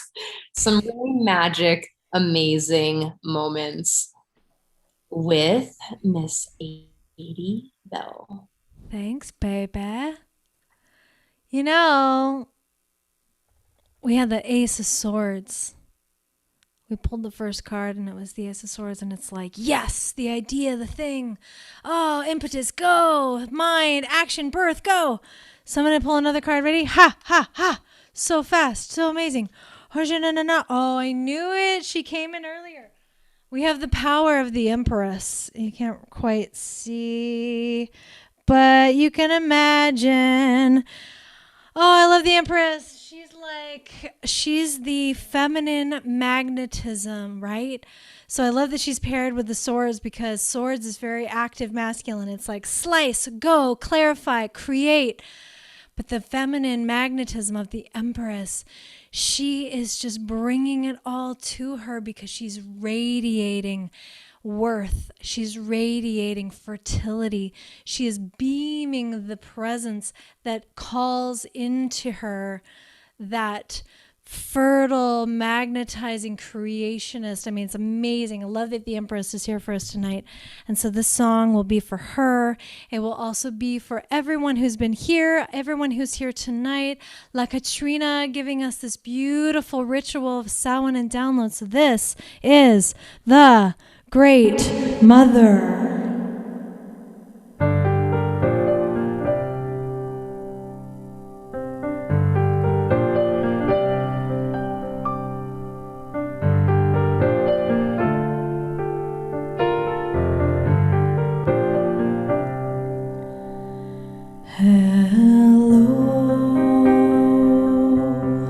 Great Mother, bring my calm.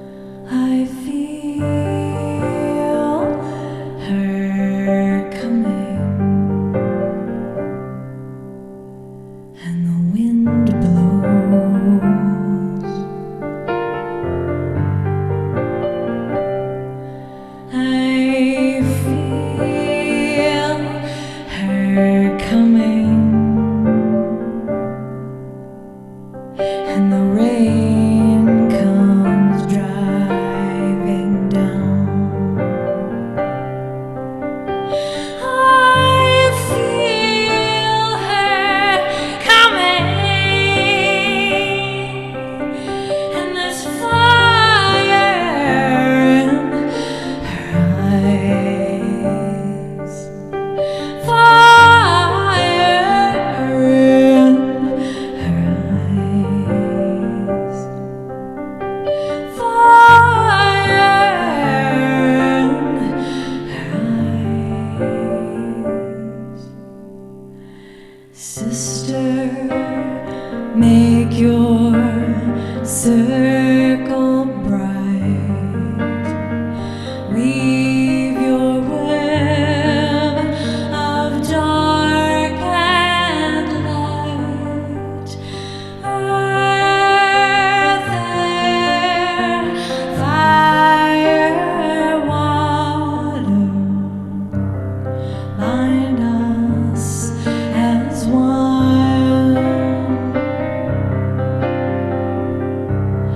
Bind us as one.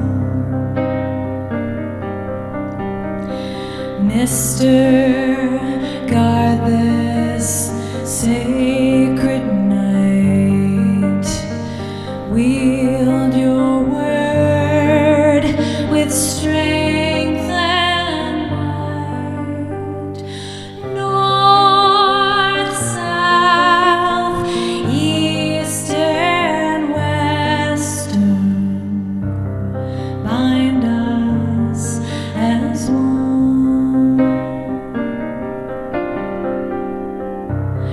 Bind us as one.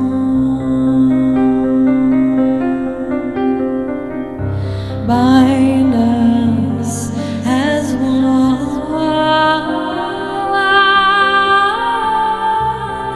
Bind us as one.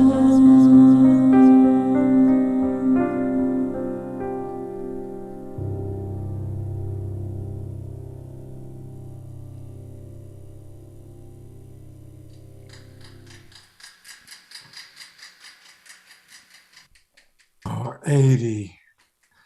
Wait till you see all the comments that are in the chat box of people that are just Oh, I blown can't wait to away. see. I Oh, mean, it's such a hear them, pleasure, such a beautiful, darling.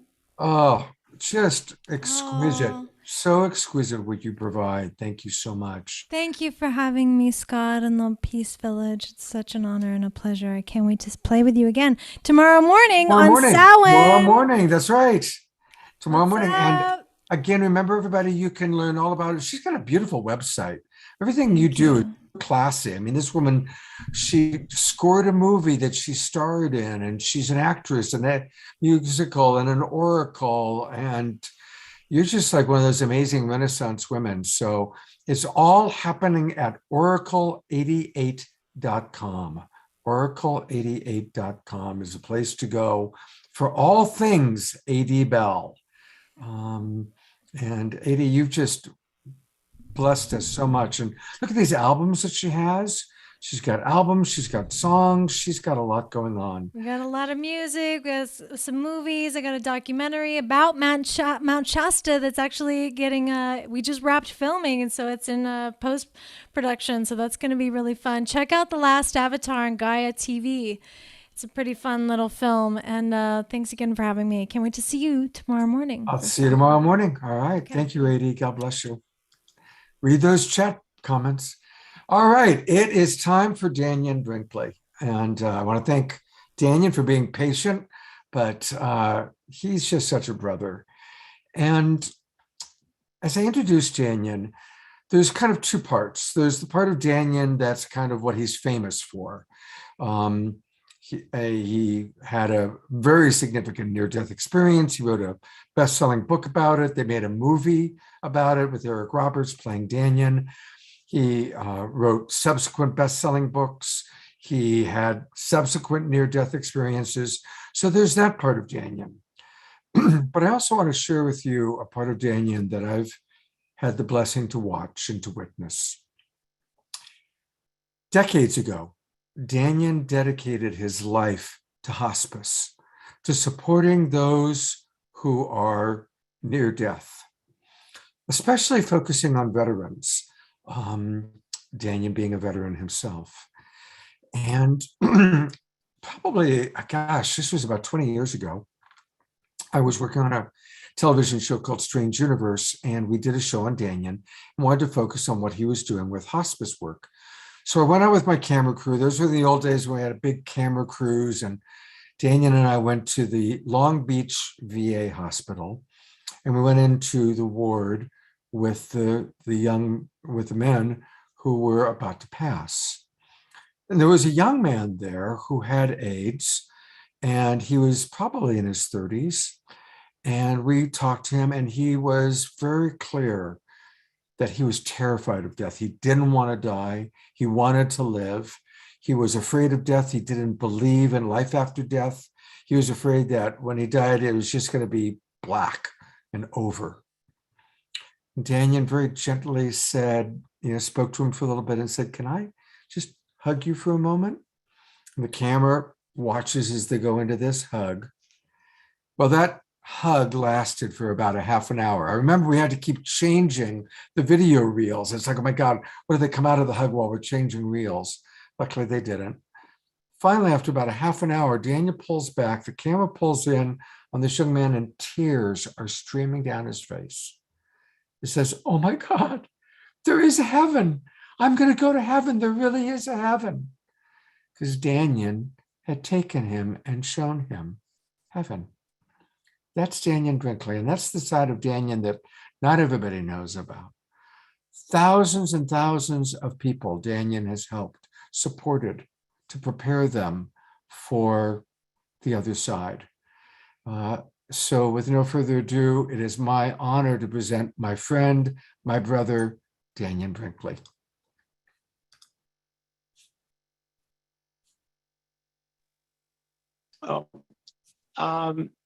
I think the most important aspect of that is that no one ever really dies. But Scott, when you look back through this last 18 months of what we've gone through in this country and all the separation and everything that's occurred to everybody, this program has been a beacon. I've enjoyed being a part of it, and since last year. When you think about the program as a beacon, and to keep it lighthearted, because there's so much going on that we're watching the loss of our freedom. But we also have to realize that there is a spiritual moment where the thinning of the veil is occurring. Why so much shift and change is occurring? So for you to come together and set up for what people to be able to do tomorrow in rituals and ceremonies and traditions and in music, each thing that I've watched this night, that tomorrow they can make a commitment, that today they make a commitment, and they set their ideals and their goals, I would say, to connect with their ancestors, which would bring people closer. But to have a ceremony and a ritual to go forward into the dark winter, quote unquote, with the strength of what this program was about. So I just wanted to thank you about that. But here's the bottom line. I have watched this, and you know this story. I have watched this for 45 years. I wrote in Saved by the Light the perfect example of where we are right now based on the first near-death experience, one of 4. I'm based on the first one, and I wrote this in 1996, but I always said that the battle for the souls of humankind would be fought in healthcare. And like you described to the audience, I focus my life in end-of-life care because I know what's next. I don't have any problems about what's next, and I understand much about how it operates because I've been over there so many times. It's like a comedy routine.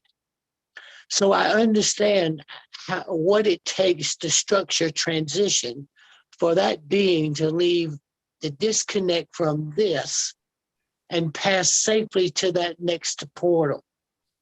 So when we look at where we are, anyone can go to lightstreamers.com, and Mr. Mebane has set up where you can go and read without even having the books. Anybody can go and read the chapters from Saved by the Light and then The Secrets of the Light. They read the chapters that explains exactly where we were.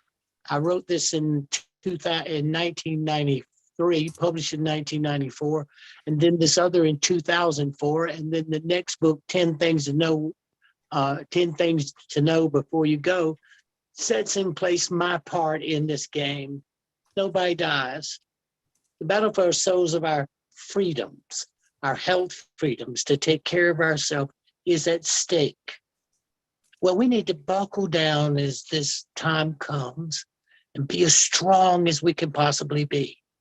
Because every Saturday night, there's a place that we can come that's going to be entertaining and fun and smart and quirky like we are.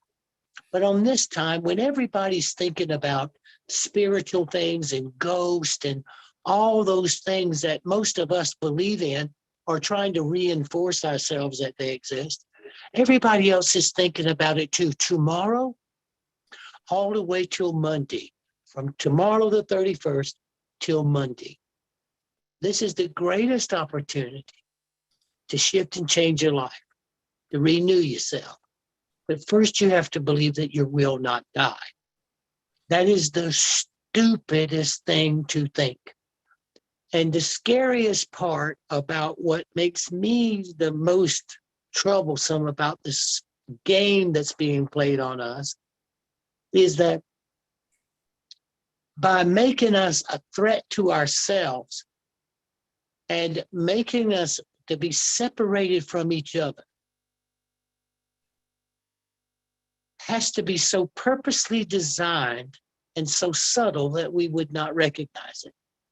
But we do. So what I propose is we who hold that spiritual lamp and we who know that we are more immortal and spiritual than we are anything else, we have an opportunity to connect, to set that system, just the way Quinn was talking about it, to set up your system and to set up a physical action that sets forth in this time frame when everyone's thinking about ghosts and dimensions and our spiritual and what we're afraid of, like Greg was describing, what we're afraid of and what fears, and everybody now is scared to death of death. I swear to you, you will never die. It does not happen. It does not happen. I know it's really hard for you to have to pull back everybody and take a breath, that you're terrified, being manipulated, controlled, and giving away your immortal free will based on something that will never happen. Okay? Now that troubles me, but I thank Scott and Deborah and all of you to come and to show up every Saturday night, and here we are a year later. And here we are deeper into the magic and deeper in the shifting of the consciousness and deeper into places of where we must be strong, we must be focused, and we must be our very absolute best. In this next year, everybody, the opportunity to transform reality and to embrace and engage the systems of failure to find spiritual balance back in this country. And we who have gathered on these Saturday nights, as quirky and as funny and as wonderful as we all are, we are the catalyst for that. So make sure you cast your perfect spell tomorrow. And make sure that you truly, truly appreciate the fact that you are not alone. You know, because we think about each other and we celebrate and I look and I get the emails and I celebrate everybody doing what they're doing. And that we are not helpless. The two things that position what I see happening to us emotionally is loneliness and helplessness. You're helpless twice, the day you're born and when you leave this world. And loneliness is the point of where despair sets itself. And we have been positioned that way. So somebody really, really smart has created all of this that's going on around us. But you know, it doesn't stop us from meeting on Saturday night. It doesn't stop us from being loving and playful, keeping our hearts open. and keeping focused that we have a job to do. The light must stay lit, and freedom of health care, the freedom of taking care and being responsible for yourself, which most of us have not been doing as good a job as we should. That's what must happen, everybody. So in this Hail All Saints Eve, all the way to the celebration of the saints. Remember, the Catholics got into it, and now there is the celebration of all the saints. Since people were going to celebrate their ancestors in the Celtic tradition, well, it was such a strong tradition through Europe because it's cold and miserable by October the 31st in Celtic times, in Ireland and in Scotland. Okay, it's cold. So when you put it in that vein, you realize that quiet opportunity of what everybody's thinking about is a golden opportunity for we to set our spiritual values, to connect with the people that we love and the people that love us, and finding a ceremony by reviewing what she did earlier and really finding a way to make that commitment because it's highly possible. So I have watched this occur for 45 years, everybody. And I've watched it happen based on the fact that I discovered absolutely that you will not die. Okay. And there's a good chance that none of you are going to hell, because if I didn't go to hell, nobody's going to hell. Trust me on that. But our biggest, strongest, most spiritually focused point is right now, we're in the middle of making a decision about who controls our existence. That is the scary part of what this Hail All Saints Eve. But we are hailing all saints. We're gathering in laughter and in joy and in the way that Scott Katamas has always been, as wonderful and as caring as Deborah and her creative, magical self, their creative, magical self, and those fairy ceremonies that turned into some of the most exciting times that's ever existed in the 80s and the 90s. So everybody, I want to honestly thank everybody who has gathered together, because it is so important that we collectively have a goal. And ours is to change ourselves tomorrow on this Hail All Saints Eve. And to celebrate the saints. On Monday morning, when you wake up, you celebrate the saints. You pick out one of the saints or someone that you looked at, and you individually celebrate that saint, because then you're capturing the energetic nature of the religious factions in the celebration of the death of the saints. There is Catholics and Hindus and everyone who has a time at which they celebrate their saints and honor their saints. So you would use that system because you have a collective consciousness of people resonating with it. And as you move into that field of intention, you never know what connection you make. Okay? So there are ways that people at certain times, at certain places, can use the energy of other thought patterns to achieve certain goals. That's why I've always been proud of you and Deborah about Saturday night. Thank you, Daniel. Thank you so much. And I'm imagining Daniel would agree with me that, some of the greatest saints are our ancestors, really appreciating the incredible sacrifices our ancestors made so that we could have the lives that we lead. I mean, really, could your grandparents have ever imagined Whole Foods Market, right? When they were living on potatoes or living on, working 3 jobs, or our ancestors who fought and died in wars, traveled across the oceans, traveled across the plains, had to travel to stay alive in incredibly difficult circumstances so that we can have the incredible freedom that we have today and the incredible abundance that we have today. So let's also remember this weekend to use this time to pray and give thanks to our ancestors, even those ancestors whose names we don't 100%. even know. Yeah. Hey, there's wonderful ways to stay connected to Daniel, by the way. He's got a Facebook page. And I love what I saw at the top of your Facebook page when I went there right now. So thank you.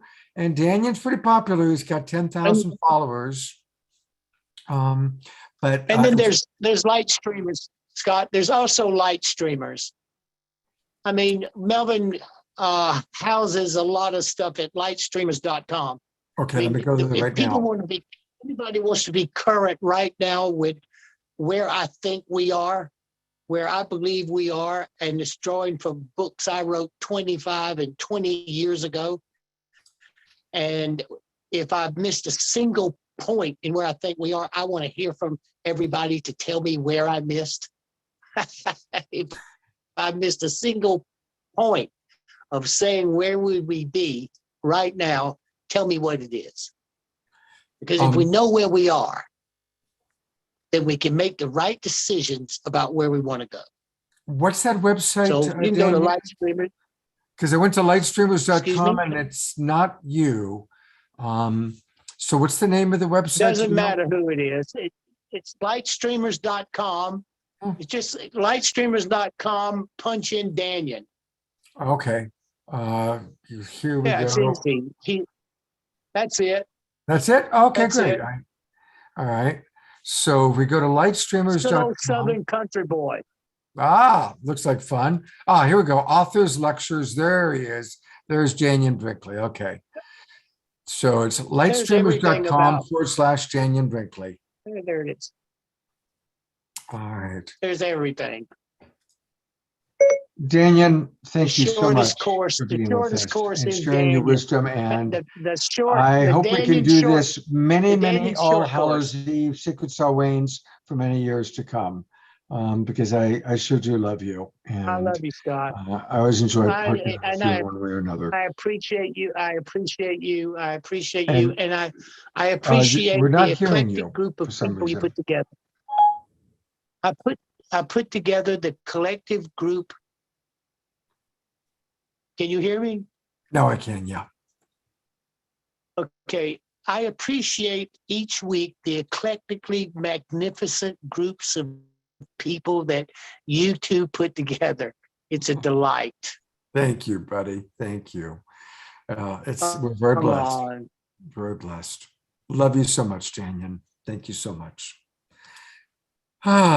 Anytime, and Scott, and everybody who's here, I love you very, very much. And I will cast a spell of love for each of you.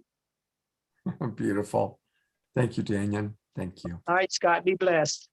Take care, brother. Thank Trish, you. what do we got Good night. next? I'm so excited to share a little bit about our resident alchemist magician, holder of several Guinness World Records. I didn't know, but I do now, and you know now.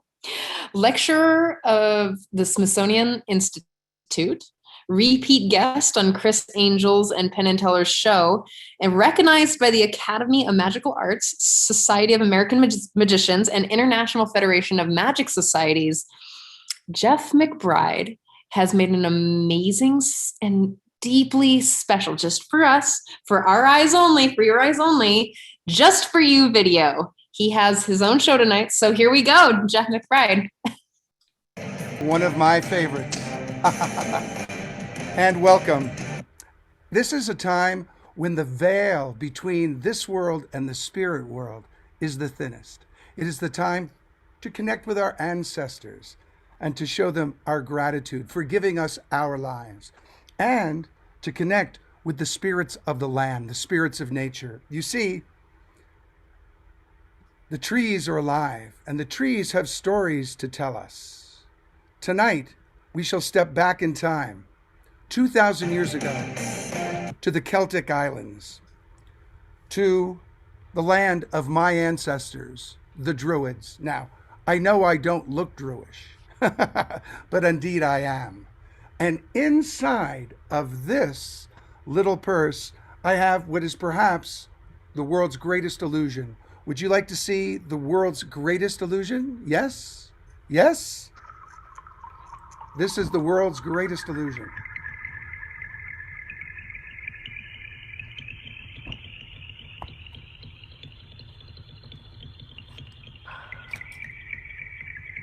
money.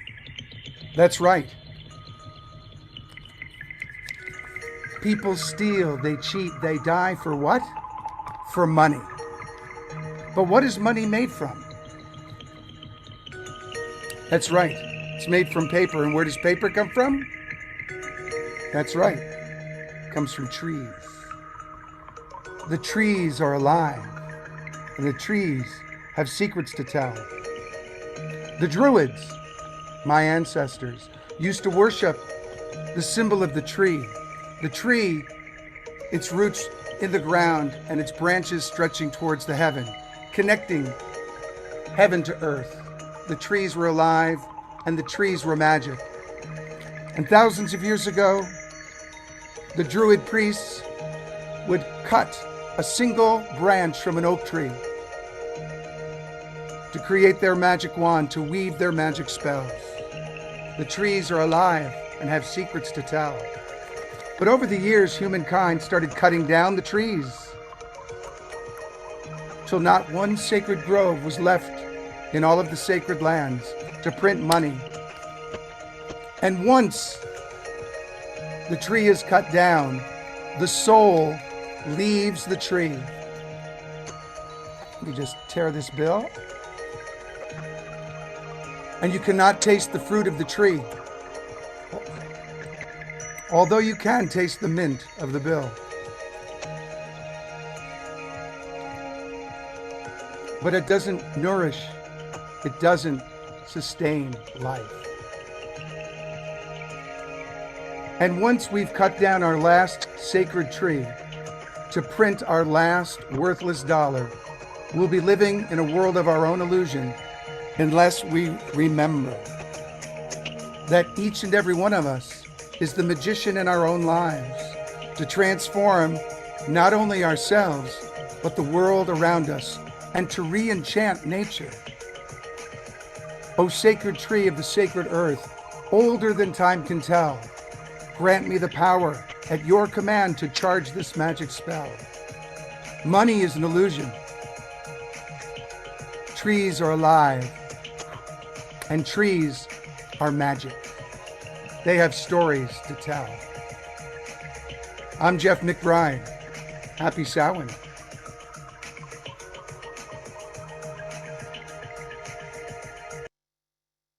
Wow. I just so appreciate magic, and I so love Jeff. He is one of the top international magicians. He trained, as Trish said, he recently stumped Penn and Teller. He trained Siegfried of Siegfried and Roy how to do sleight of hand. He trained David Copperfield how to do sleight of hand. And so it's really a blessing to have him on our show. And all the other magicians you've seen on our show, Sean Jay, Paul Draper, Heather, they all were students of Jeff's that Jeff referred to us. So Jeff is really the grand master of magic for Saturday Night Live, and we're really grateful for that. And to learn more. Dirty thing. Did you know he was on Star Trek? Yes. Yes, he was on Star Trek Voyager. In fact, I went to his Halloween show today, and he showed that segment of Star Trek that he was on. It was really, really cool. He was young Jeff McBride on Voyager. It's very cool, very cool. He's a star performer at Caesar's Palace. Like, we are so lucky. I know. I was like, honestly, we got him because when the pandemic happened and, they stopped doing shows for a while, and that's how we got him. So, but even still, he's back doing his Las Vegas gig. He lives in Las Vegas, and he still makes a video for us. Well, let's all twinkle Jeff, because he's all twinkle Jeff. And let's all go to his website, which is mcbridemagic.com. mcbridemagic.com. So, really, it's so important for us to appreciate people like Jeff McBride, our Global Peace Tribe family, our musicians, everybody who contributes to help make this show happen. We have an amazing after show coming up, and here's a little video to give you a taste of it.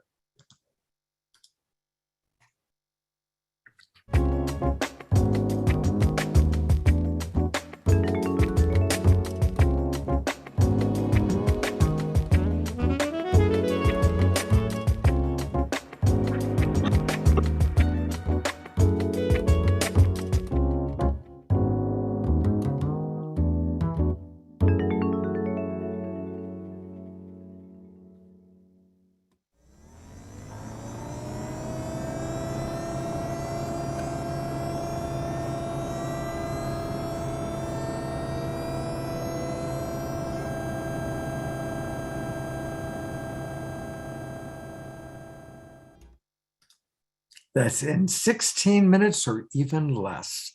Um, another wonderful part of our Global Peace Tribe, Trish, is, and he was on the show last year at this time, and that's the famous Mark Antony. And he's also doing 3 live shows elsewhere tonight, but he also made a video for us. So let's take a look and see what Mark had to say. And he's a best-selling author. He's very well known. He's the psychic lawyer. He's the psychic adventurer. And here's what Mark had to say for us. Anytime. Hi, I'm Mark Anthony, and thank you for having me on Saturday Night Alive. I want to thank Scott and everybody connected to this amazing program. And Samhain is a time that we honor our loved ones who have passed. In Europe, it was referred to also as Hallows Eve. And many people believe that the veil between this side and the other side has gotten thinner. But I have found as a psychic medium that the veil between this side and the other side is always very fluid.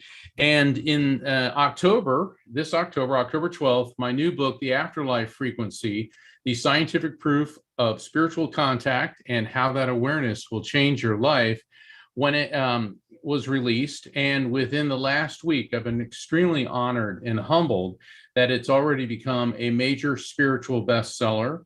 It's been endorsed by the world's top afterlife and survival of consciousness and near-death experience researchers. I understand that it has been submitted for a Pulitzer Prize. And just a few days ago, the film legend Shirley MacLaine, who was the first major celebrity to go public with her beliefs in spirit communication, psychic ability, and reincarnation, recommended it in her newsletter. So that's my book, The Afterlife Frequency, on sale worldwide. And the thing about this is what got the wheels turning for me is the best friend that I ever had. His name was Billy, and we were 11 years old when we met. We went to junior high, high school, college together. After college, he went to Japan to study Japanese, and he learned to speak Japanese, Cantonese, Thai, and Indonesian. I went to law school, and he invited me to go to Asia with him. And so a couple of years after law school, I spent about 2 months in Asia with him. And even though we had both been raised in the Catholic faith, I mean, my parents were mediums, I'm a medium, so we have a very broad interpretation of faith. He was an atheist. And we had this ongoing debate about spirit communication. And he said, I don't really believe that, but I don't get how you do the psychic thing.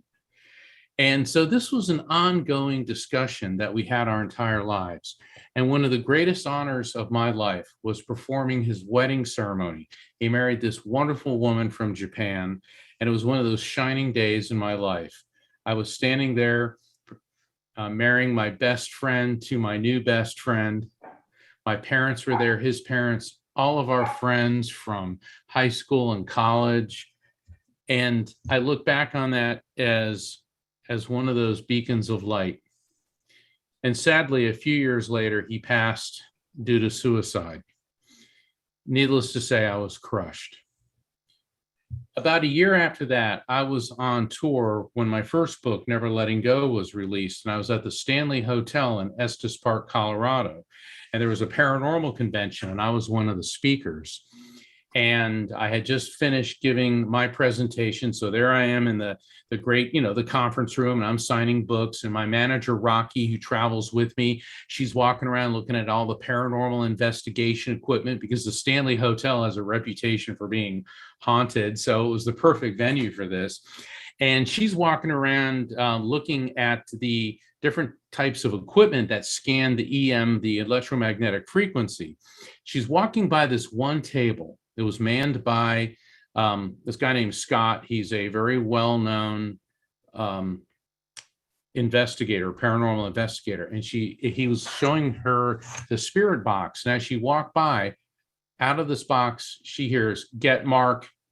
And she stops and look at, and Scott's like, do you think he means you're Mark Anthony? And it says, get Mark.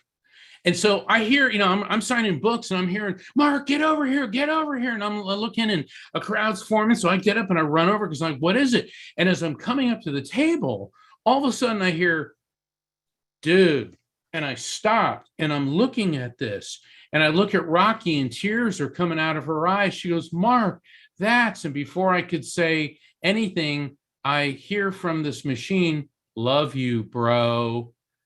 And the tears just started coming out of my eyes too. And she goes, Mark, that was Billy's voice, because she knew him too. And I go, it was. And see, he always called me dude and bro. That's what we called each other because we grew up. Oh, go ahead. In the surfing culture of East Coast, Central Florida. And the investigator said, this is highly unusual. Not only did this entity speaking through this machine call Mark by name, but both of you positively identified the voice. Well, of course, I was overwhelmed, and I'm a medium. So, I'm used to spirits getting their message through.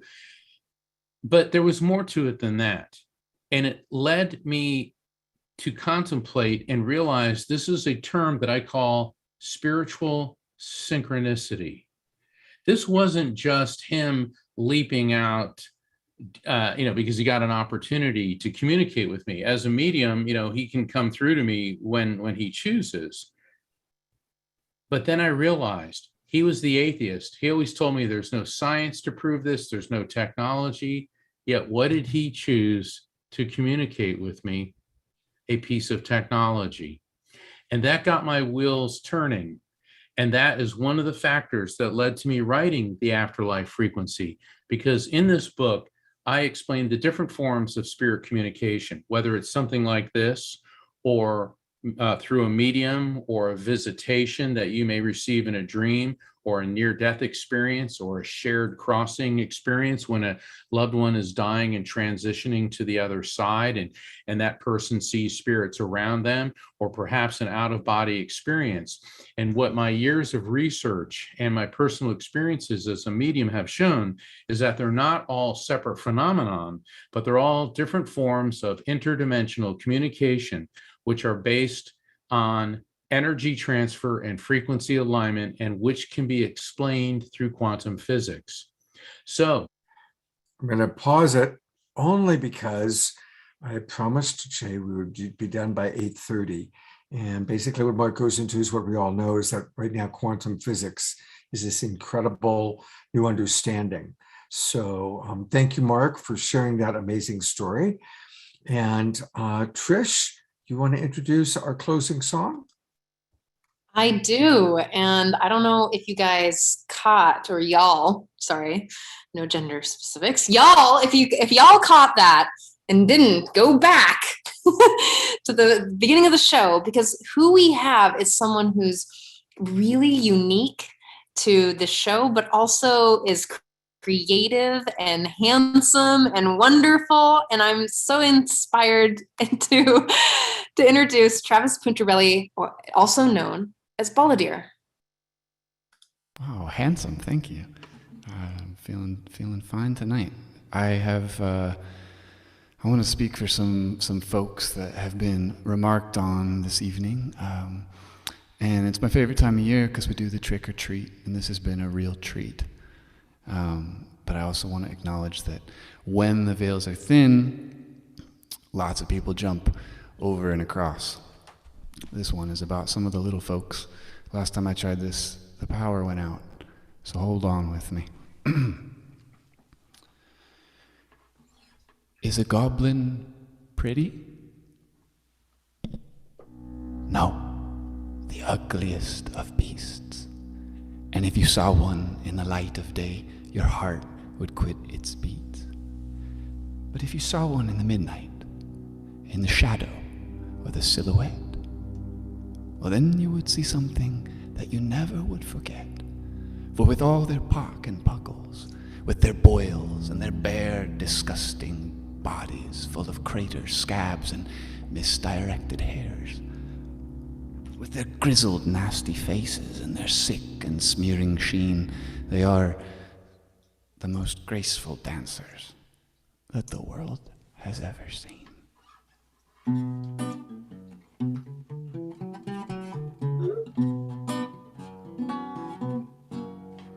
Mother, I've been living with the goblins under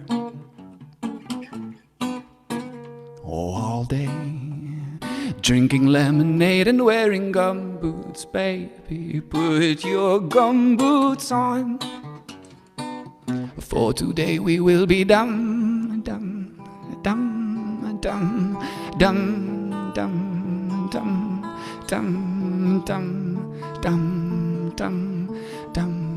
Dum dum dum dum dum dum dum dum dum. Oh, mother, I've been learning from the master of the dancing.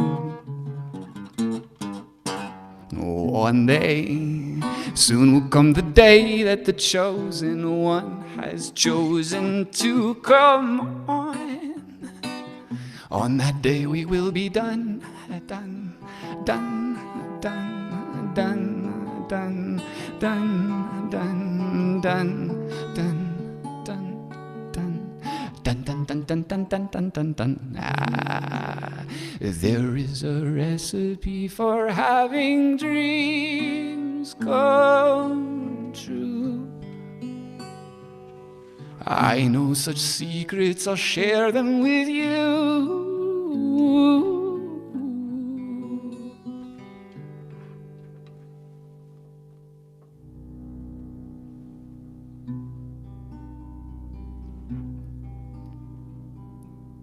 There is a boat that needs no sail to fill with wind and cross the ocean far. There is a car that needs no wheels. There is a road that needs no ground. There is a song that needs no sound to be heard. There is a book that needs no words to be read. There is a bridge with no end. There is a city with no doors. There is a country with no wars. There is a reason that we don't remember. Reason that we don't remember. Reason's reign is ended.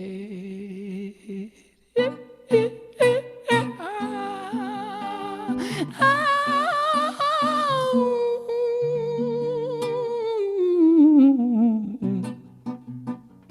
we go. Deep in the high on the hill, the king of carols drank his fill from wooden barrels. I have tasted everything, he said. Gather round my court and kingdom. If there's songs, then you must sing them. I cannot be singing if I'm dead.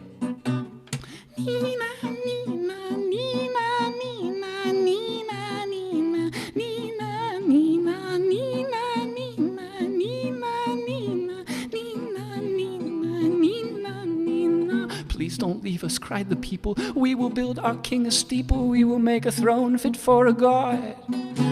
So they gathered glass and metal, married them to bass and treble, raising up a tower from the sod.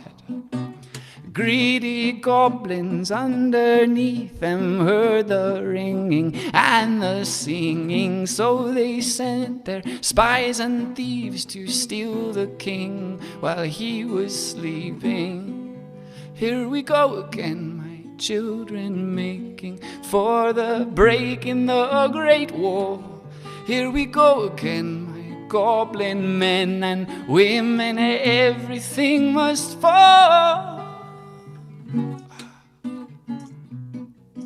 little more, here we go. Oh, deep in the nighttime creaks and clatters, through the cracks between the patterns climb the crickled children of the clan. There they hatched their master plan. They turned the tower on itself and then they turned it on again and ran.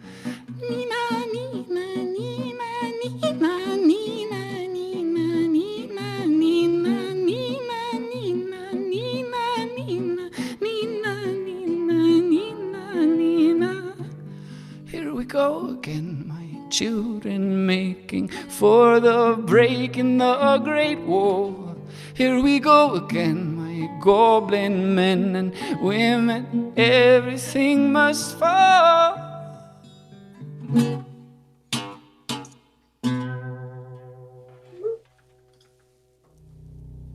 Wow.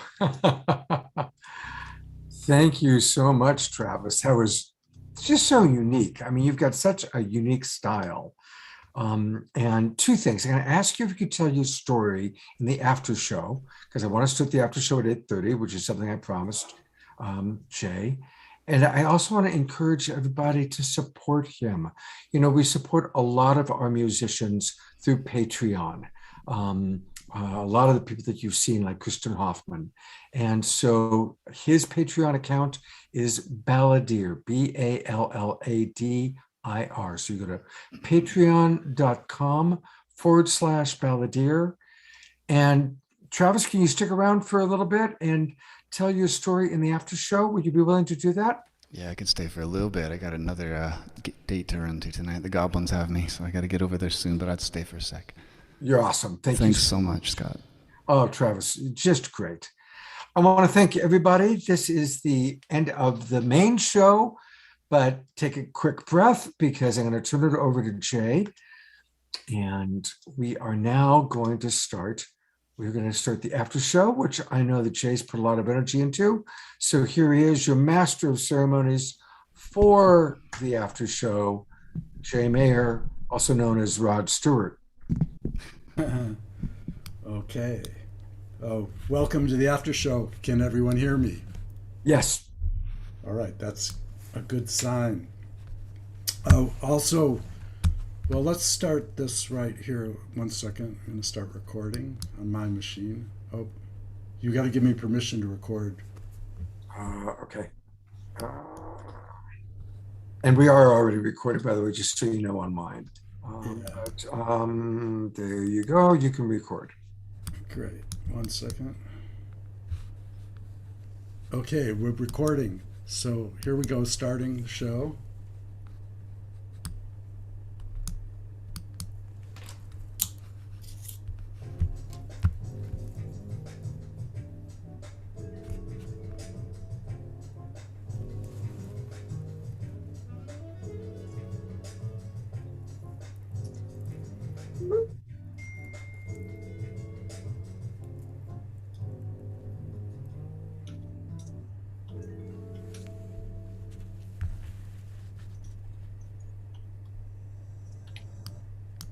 And welcome to the after show, starring everyone that's in the show, including Scott Katamas.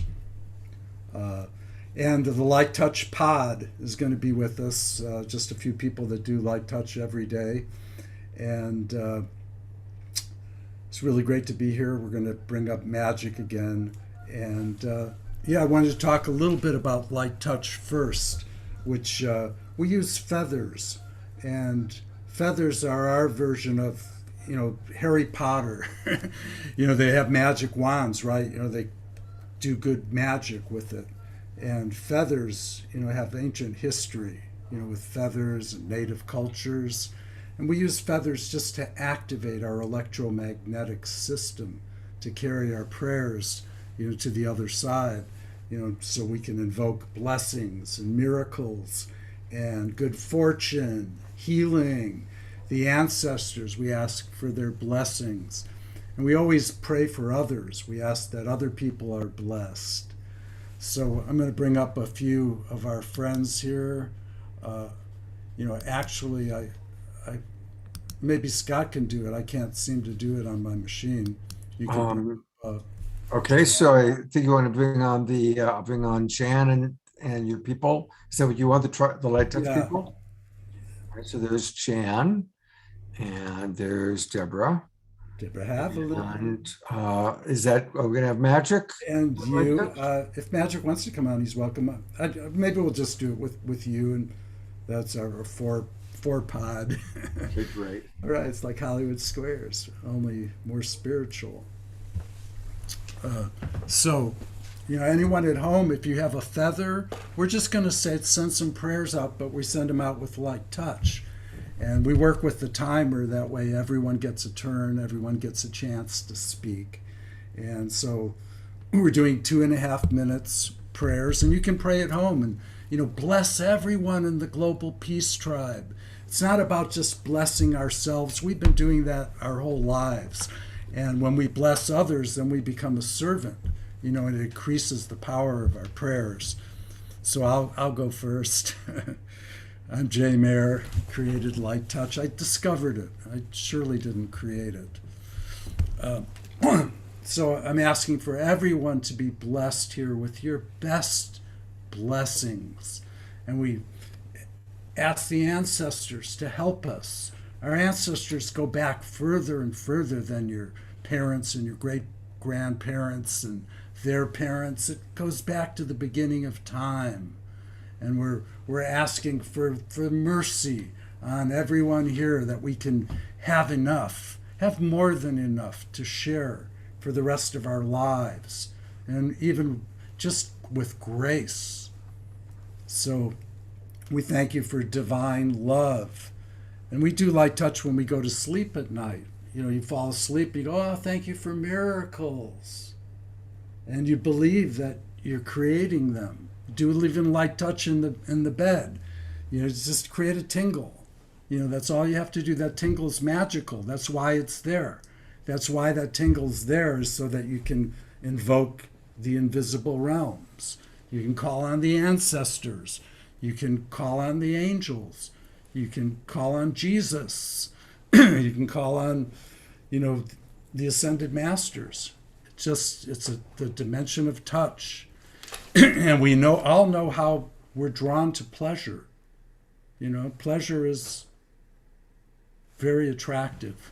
And now we know that you can touch yourself meaningfully and invoke blessings.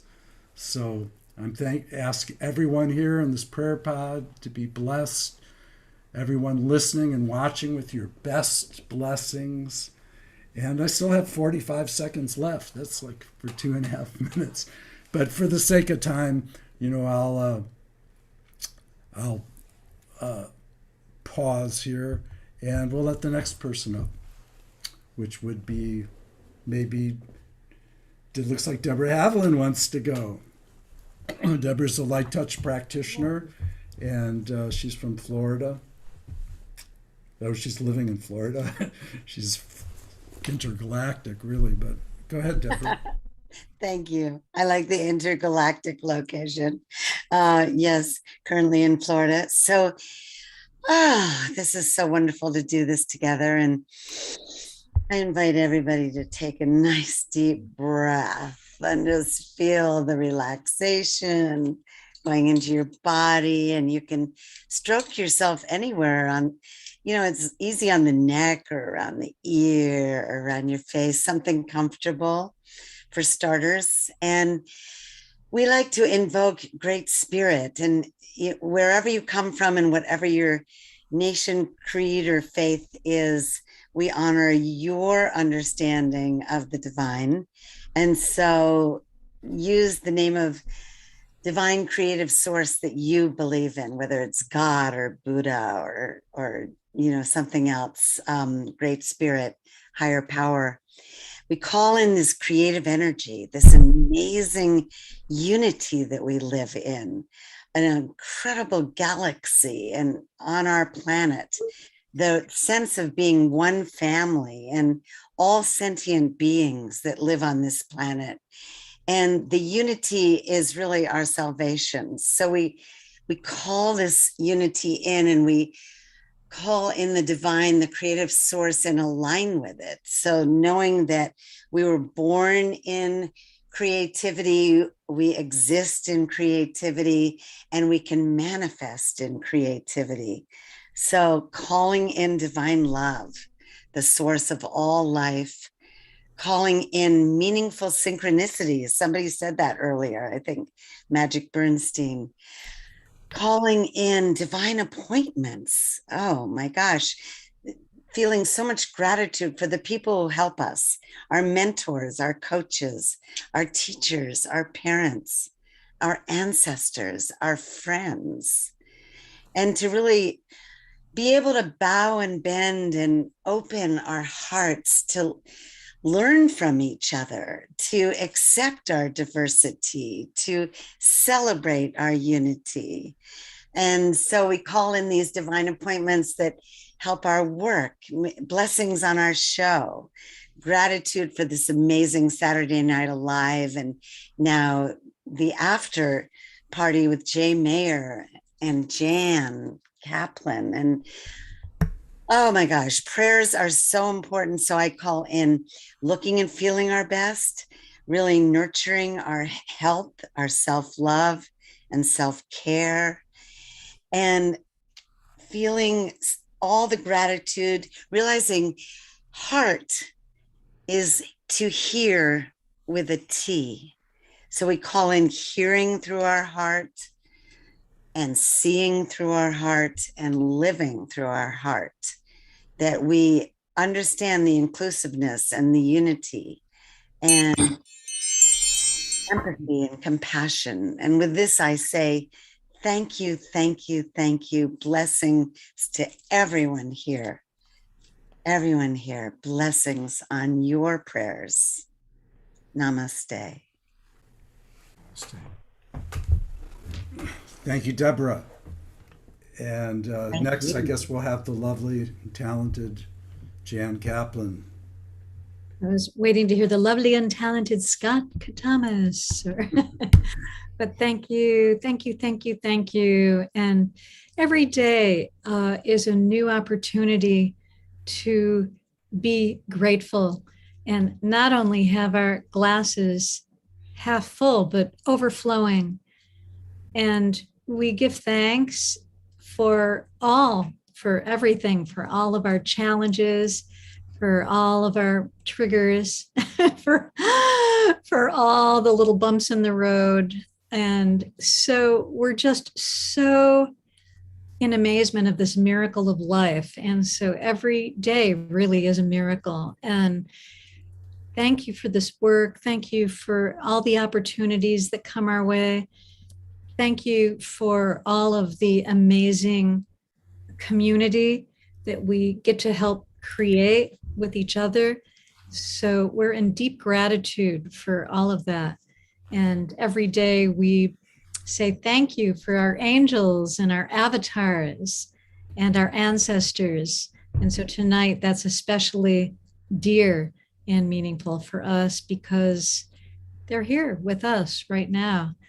And we get to really feel the beauty of the love of all of our loved ones as we give thanks and invoke and conjure up positive energy. And we want to send that out also to the Global 20.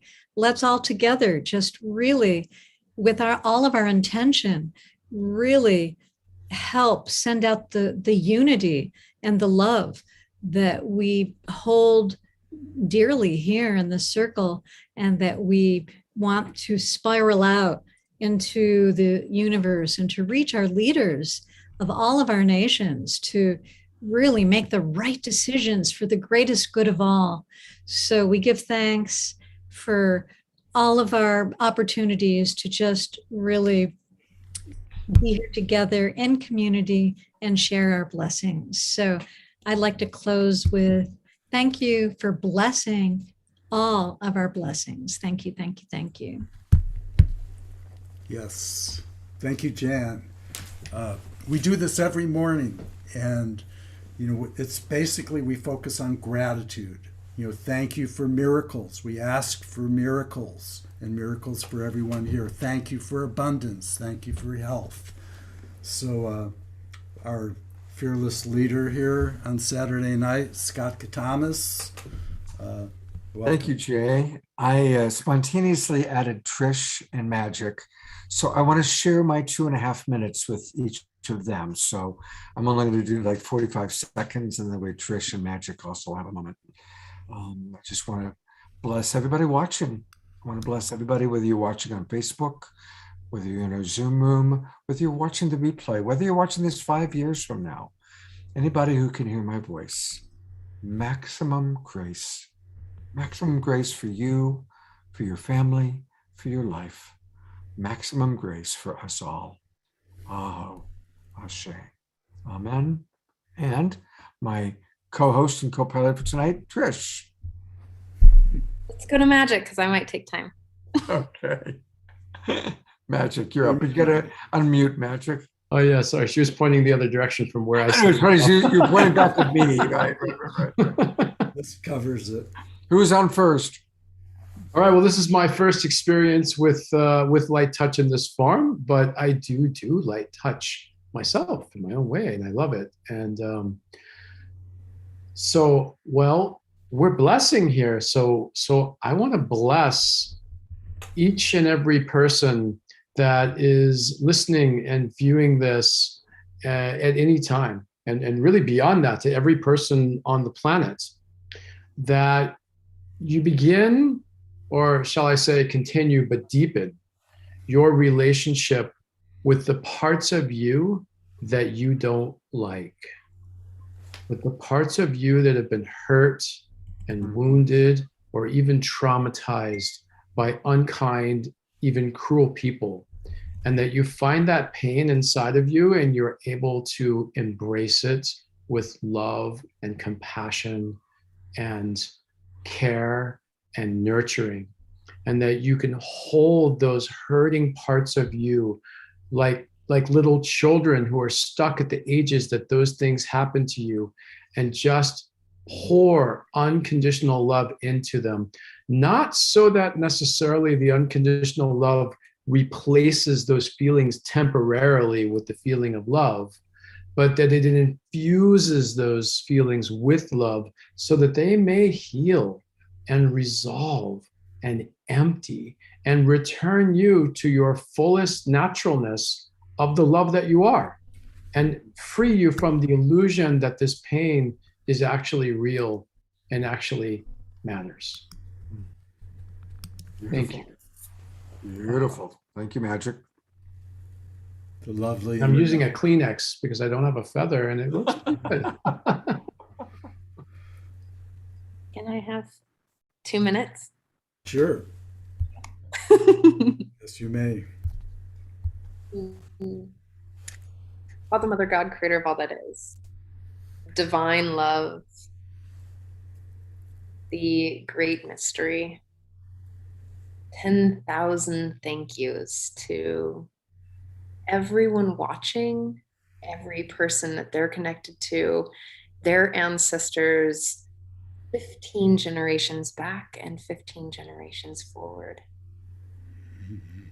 May this blessing ripple out and heal all lineages of any trauma that keeps them from living in divine joy and grace and bliss. May we all be able to remember the tie and the tether to our highest, most beneficial selves, to our ancestors, to their ancestors, to the traditions that we know and that are woven into our genetics. May we show up in deeper, more loving, honest, direct clarity in this lifetime and in this now moment and the now moment that happens. So it is. 10,000 thank yous to every light touch practitioner and to every person on Saturday Night Alive. Thank you. Thank you.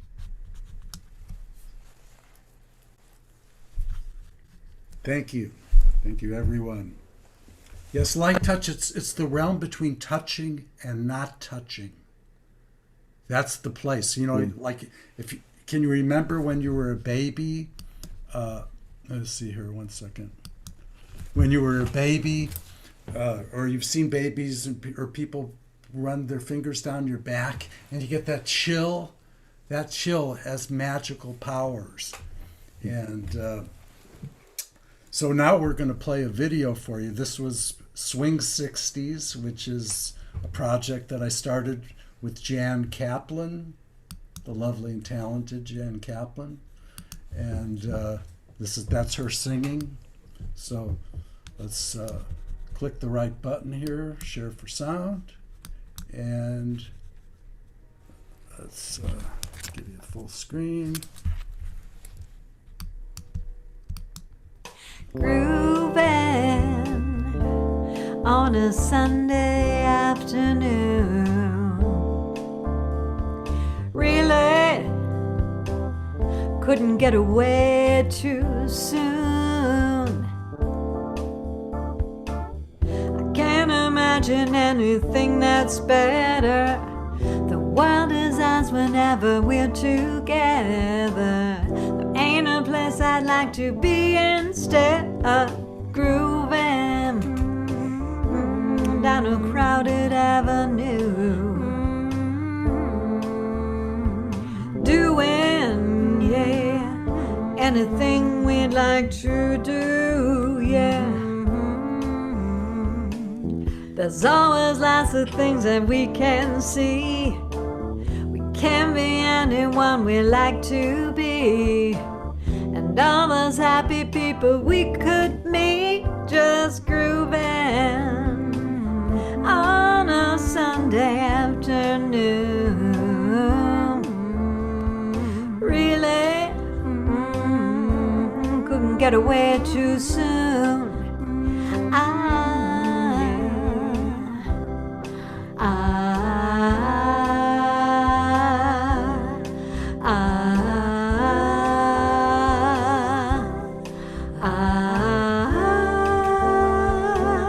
We'll keep on spending sunny days this way. We're gonna talk and laugh our time away. I feel it coming closer day by day. Life would be ecstasy, you and me endlessly grooving on a Sunday afternoon. Really couldn't get away too soon.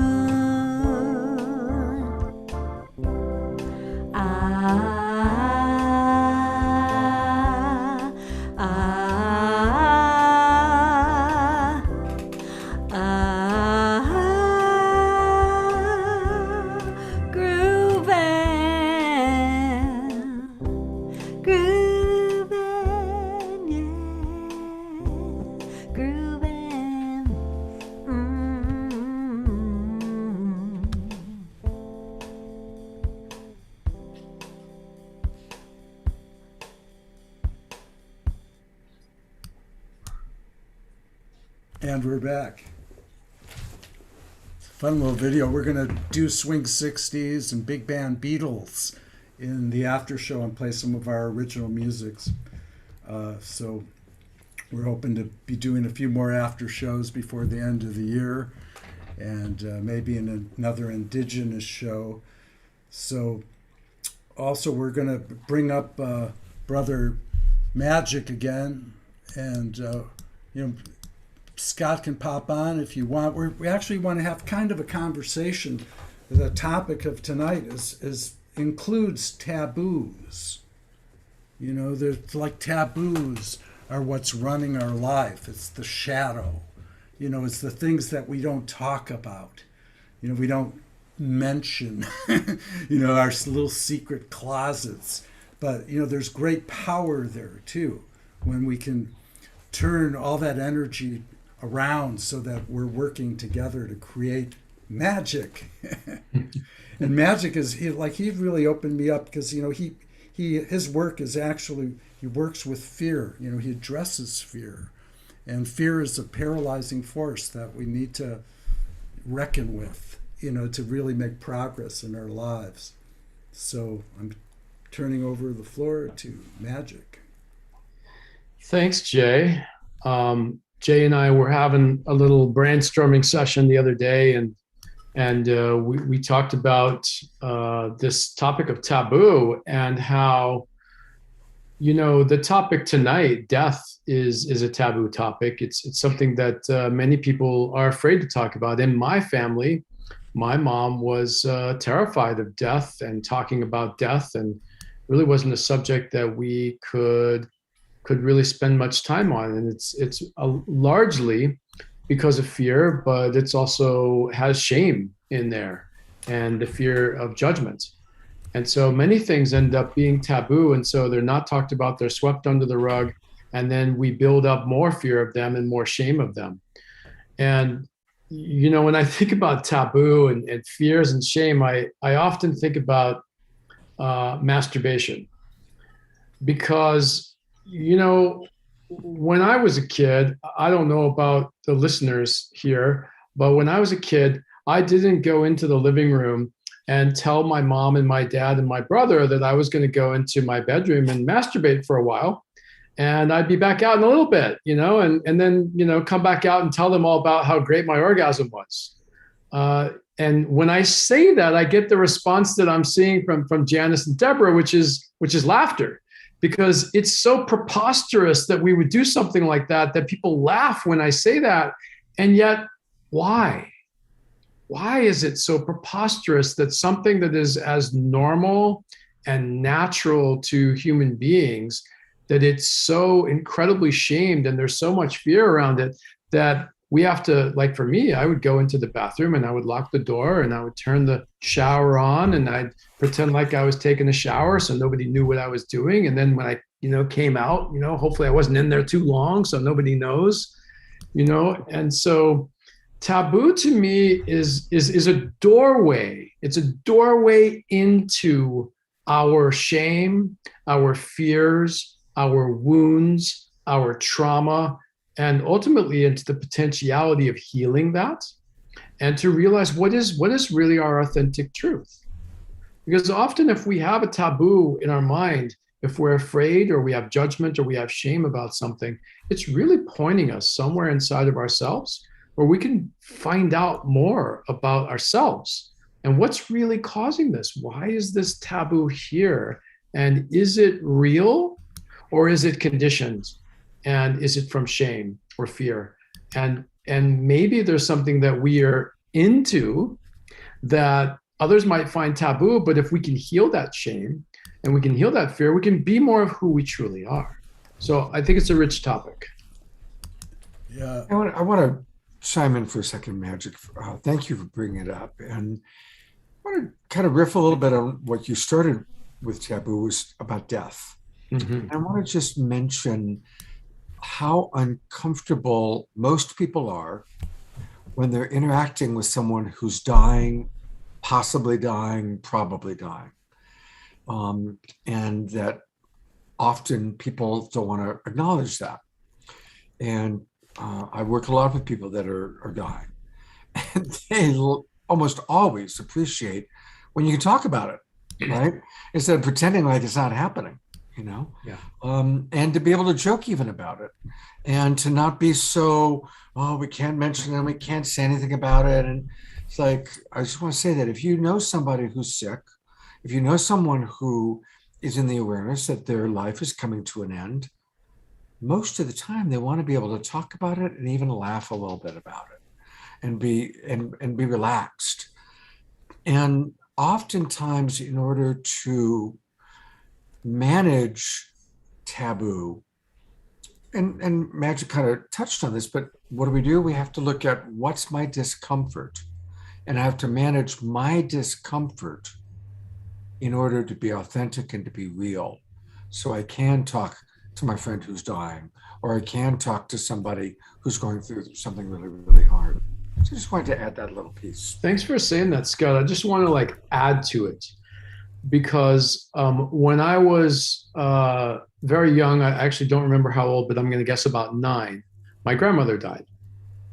And there was an open casket, and I wanted to go and see my grandmother. And, my soul wanted to go and be with her and to say goodbye.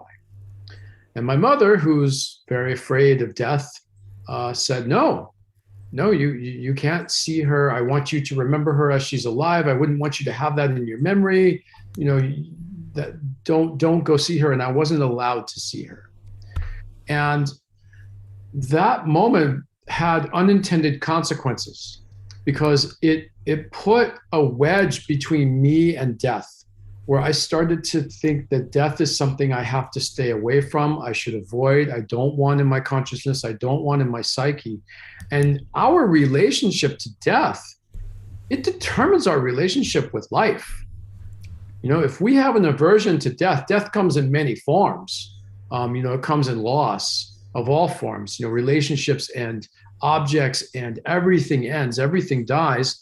And if we are afraid of that and keeping our distance from that, we will not fully participate in life. We won't take risks. We won't open our heart. We won't love. We won't step out and expose ourselves to the possibility of the ultimate death or all the many and smaller deaths that happen along the way.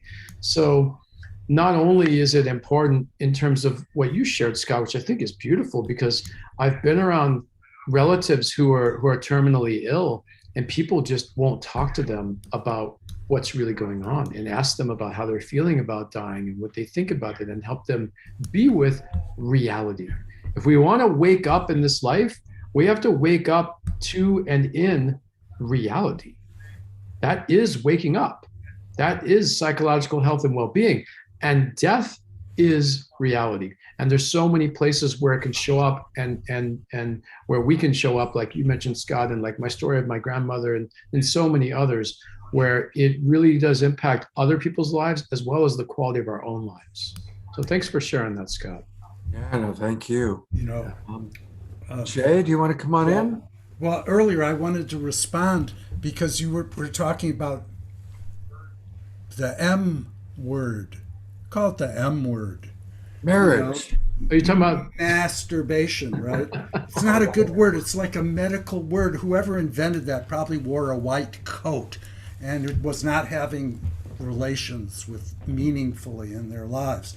But those words should be beautiful words that express that. And the truth is that energy that masturbation includes, masturbation is not a spiritual term. I think that's why people find so much offense with it, is that it's not spiritual. But sex can be very spiritual, and love is spiritual. And what light touch is about channeling that energy, using that energy. There's no masturbation. That's not a part of light touch. What it's invoking, it's rather we invoke miracles. We use that energy, the same energy, instead of like looking for physical body parts. It's actually a false idol. That's why there's such a cringe, because we used to be able to see our third eyes. Like in ancient times, in Atlantis and stuff, people would activate their third eye. You could see it. It would be like a little diamond would appear in their head. And that has gone to sleep because the energy, they call it, we want to have sex. No, you don't really want to have sex.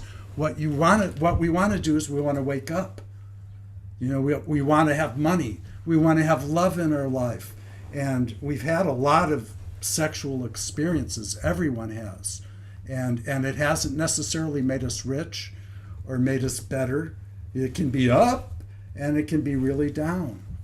But light touch doesn't offer that. Light touch offers miracles. We ask for it every day. Jesus says to ask. And I would imagine, Jay, I'm not as familiar with light touch, but I would imagine that light touch could be a healing modality for the shame, for the fears that arise when dealing with taboo. Because I know that for myself, I've used my own version of light touch to soothe my nervous system. It actually, the amygdala, which fires off when we are having fear, it's like a hindbrain kind of reptilian response. It gets confused when we're also experiencing this pleasure of light touch, and it tends to shut off. And so if we have found that we have some kind of taboo, some shame, some fears about something, and then we can engage in light touch or some other self-connecting process, then it can heal. And, You let me know how deep you want to go into the taboo, because I got some taboo stuff I could start to talk about and say that could be quite catalyzing. But I see Deborah wants to say something. Well, I just wanted to say, because I went into the spiritual path and then really into the healing arts. And so I've always been a massage therapist, and I was massaging, other people a lot, and yet really learning how to massage ourselves. And there are ways, so relating it to self-pleasuring, masturbation is one term. It was accepted in a certain historical context. And yet now I've studied a lot of Tantra, and I know people choose new words for everything, body parts and, self-pleasuring or making love with yourself.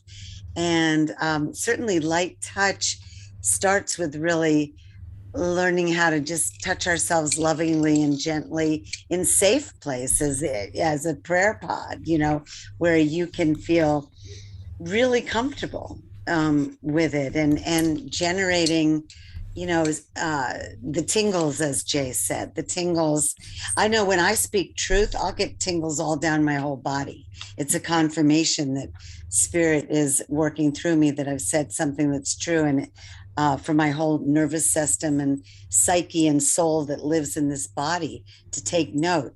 Tony Robbins talks about anchoring, affirmations into your body. So we are anchoring these prayers and invocations in with all this love. And then as you develop it in the prayer pod, it's one context. Then when you take it into your own private life, you'll discover how you want to touch yourself that's meaningful for you and that supports your highest good, I would say. Yes. Thank you, Deborah. That's like point on. And, it's so beautiful. I've seen people transform their lives that do light touch. And I've seen people not transform their lives that choose not to. I watched someone, and it's like, come and join us, do this. And it's like, nah, I don't want to. And the next thing I know, they're trying to get meds from Kaiser, to deal with their stuff. And it's like, well, and I've told Jan time after time after time after time again, like I notice people that do it, they have favorable results because we're asking. It's not rocket science. We're asking every day. Every time you do light touch, there's a request. Thank you for miracles. And that tingle, you imagine your whole body tingling, not just one cell, but you imagine that you are tingling, you're an antenna, and you guide that tingle to the invisible forces that are attuned. It's a vibration. We are all vibrations, so the invisible forces are attuned to light touch. And they respond. I call them the angels because I believe it, they exist, and I want more results in my life. I want beneficial outcomes. So, this is a powerful thing. When we start using that sexual energy to light up all of our chakras, like instead of just the sex chakra, they say, I want to have sex. No, you don't want to have sex, because sex is up and down. It'd be, I love you, and then something goes wrong, and it's like you could be suffering for a long period of time. I have up and down. I've hurt people. That's sex that hurts people. It's not, it's because you want them, because you want them, but not who they are. And it's a fleshly thing. We have to be aware of the flesh. All the religions talk about it. We make God first. Make spirit first. So, thank you. Thank you for the light touch intro. Can I say something? Jay, and I think Trish has a story that she would like to share, and a lot of people in the audience have been asking to hear that story. Sure. So, let's bring Trish up. Is that okay, Deborah, or do you have something short you wanted to add? Or Yeah, I just wanted to say, to support what you were saying, Jay, that what I was hearing was really when we focus on the heart and the soul of the person or of ourself, then we are blessing our highest good. So you're basically saying don't get lost in body parts or in more superficial parts of the self, but that we want to go really deep into our heart and our soul and to bless each other, because that's going to take us, into the highest states of consciousness and into the unity. So thank you. Yes, and thank you, Deborah. I didn't mean to cut you off there. I was doing a two-shot. That's like, Hollywood called it a two-shot. But light touch is the best thing in the world for couples. If you're having a problem with your partner, or sexual problems, sex can create problems. You do light touch. You send blessings. Oh, thank you for blessing my light touch partner. And we bless everyone. Jan and I, every night before we go to sleep, we bless our prayer pod, and we bless Deborah and Gary and Scott and Saturday Night Alive. So I'll put the link in there. Anyone who would like to, we're going to start a special group, and I'd like to have hundreds of people, and we all bless each other. And that's when it really gets good. So now we're going to bring up the wonderful and brilliant Trish. I didn't want to say lovely and talented. Here's Trish. So I was really just appreciating how brought up the understanding how death is so taboo. There's so many things that are natural to our bodies, humanity, and that are considered taboo, but are really traditional, like cultural traditions for many cultures. Anyway, there's this one, I want to tell you a story about my friend who some years ago. And her name's Andrea. And if you can just hold whatever image you have of her in your brain. Andrea had cancer, and she was maybe 42, I believe. And I watched her move very quickly in about 8 months from when she found out that she had cancer to when she passed. And I had received a message, a text message, or like a Facebook message, and it said, if you want to see her before she passes, please come. And I got in my car that night and I drove down, and I didn't get to see her that night, but I got to see her in the morning, and I spent about 3 or 4 hours with her. And she had lost a lot of weight. She was very very thin and starting to kind of slip away. So we laid in bed. It was me and her mom and her other friend, and we're all laying in bed having this deep conversation about life and passing and what it looks like to be held and supported. And just to bring this other like sensuality piece in, she looked at me and she goes, ugh, why can't my hospice folks be really hot? She's like, why couldn't they just like massage me? I mean, come on. She's just being really sassy. And I was like, oh, great. So now we're creating Hottie Hospice as like a company. We're just laughing. She's really like, what I saw in her, she was really in her body. And she was really enjoying the pleasure of her body in that moment. Like, I mean, she was in a lot of pain, but she was really enjoying the sensation of it. And I was like, wow, all right. And what really struck with me is that as the evening started to crest, she kind of got really scared. And I knew that it was starting to happen, and you know, the melatonin was starting to mix with her brain waves and all these things. And she kind of got really scared, and my partner came in. And my partner at the time, he looked at her and he's like, oh, you know, my teacher used to tell me that cancer was when you burn off a lot of karma. You don't have to look at this trauma in the next life. And the look on her face went from just holding to just deep relaxation in her body and in her cheeks. Like she just took a breath and relaxed. She smiled at us both, and we walked out. And maybe 2 hours later, she passed in her mother's arms. And it took me, and I still don't even have the exact language for it, but I learned a really valuable lesson, something that changed my relationship to death, that I was actually there with her and was in the space of her. Like she downloaded something in me, in my soul, from that interaction that I've never been able to be like, this is what it is, this is the thing. But it's now every person who passes, there's a certain quality of contentment or of understanding or of being there with that person. And maybe, Magic, you have an understanding of this that you can help me kind of define. But that was a piece that there was one thing specifically. If you know someone is passing, go see them. Like, go just be with them in that place, so that you can be in, like, it is you at the same time. And there is something magic that they can download for you from being between the veil. That's the story I wanted to share.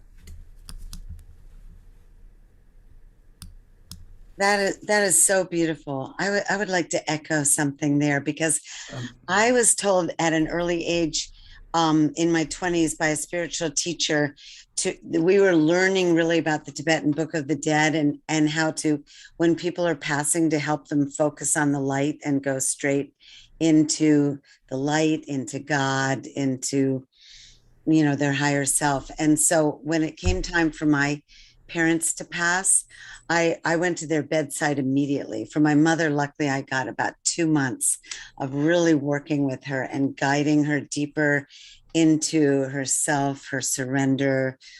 So many details. I'm just trying to make it very condensed right now for our timing.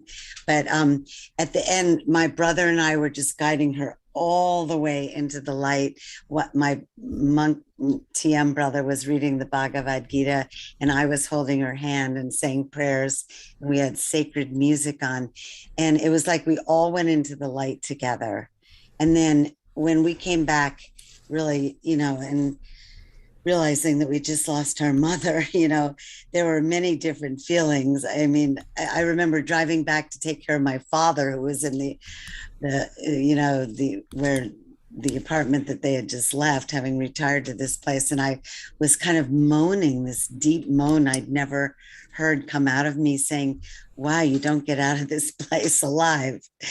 Like we do go through this passage, but I do believe in afterlife. And the same thing with my father. When I got to his bedside, he had had his eyes closed for 5 days in the hospital because somebody hadn't told me. And I jumped on a plane, and the minute I got there, his eyes opened up like, thank you for being here. And I literally held his hand for 3 days, guiding him into the light, saying every loving thing that I could ever say. And, thanking him for being my amazing father, and same with my mother, and the music and the prayers, and that we can really guide our loved ones into the light. And it is just profound to do it with them. Profound. Thank you for letting me share. I love that you guys are sharing about being with people who are dying, because this is something that many people are afraid of, because they're afraid of death, and they're afraid of how to react and how to respond, and are they going to say the right thing? They get very tongue-tied, and they're afraid of it.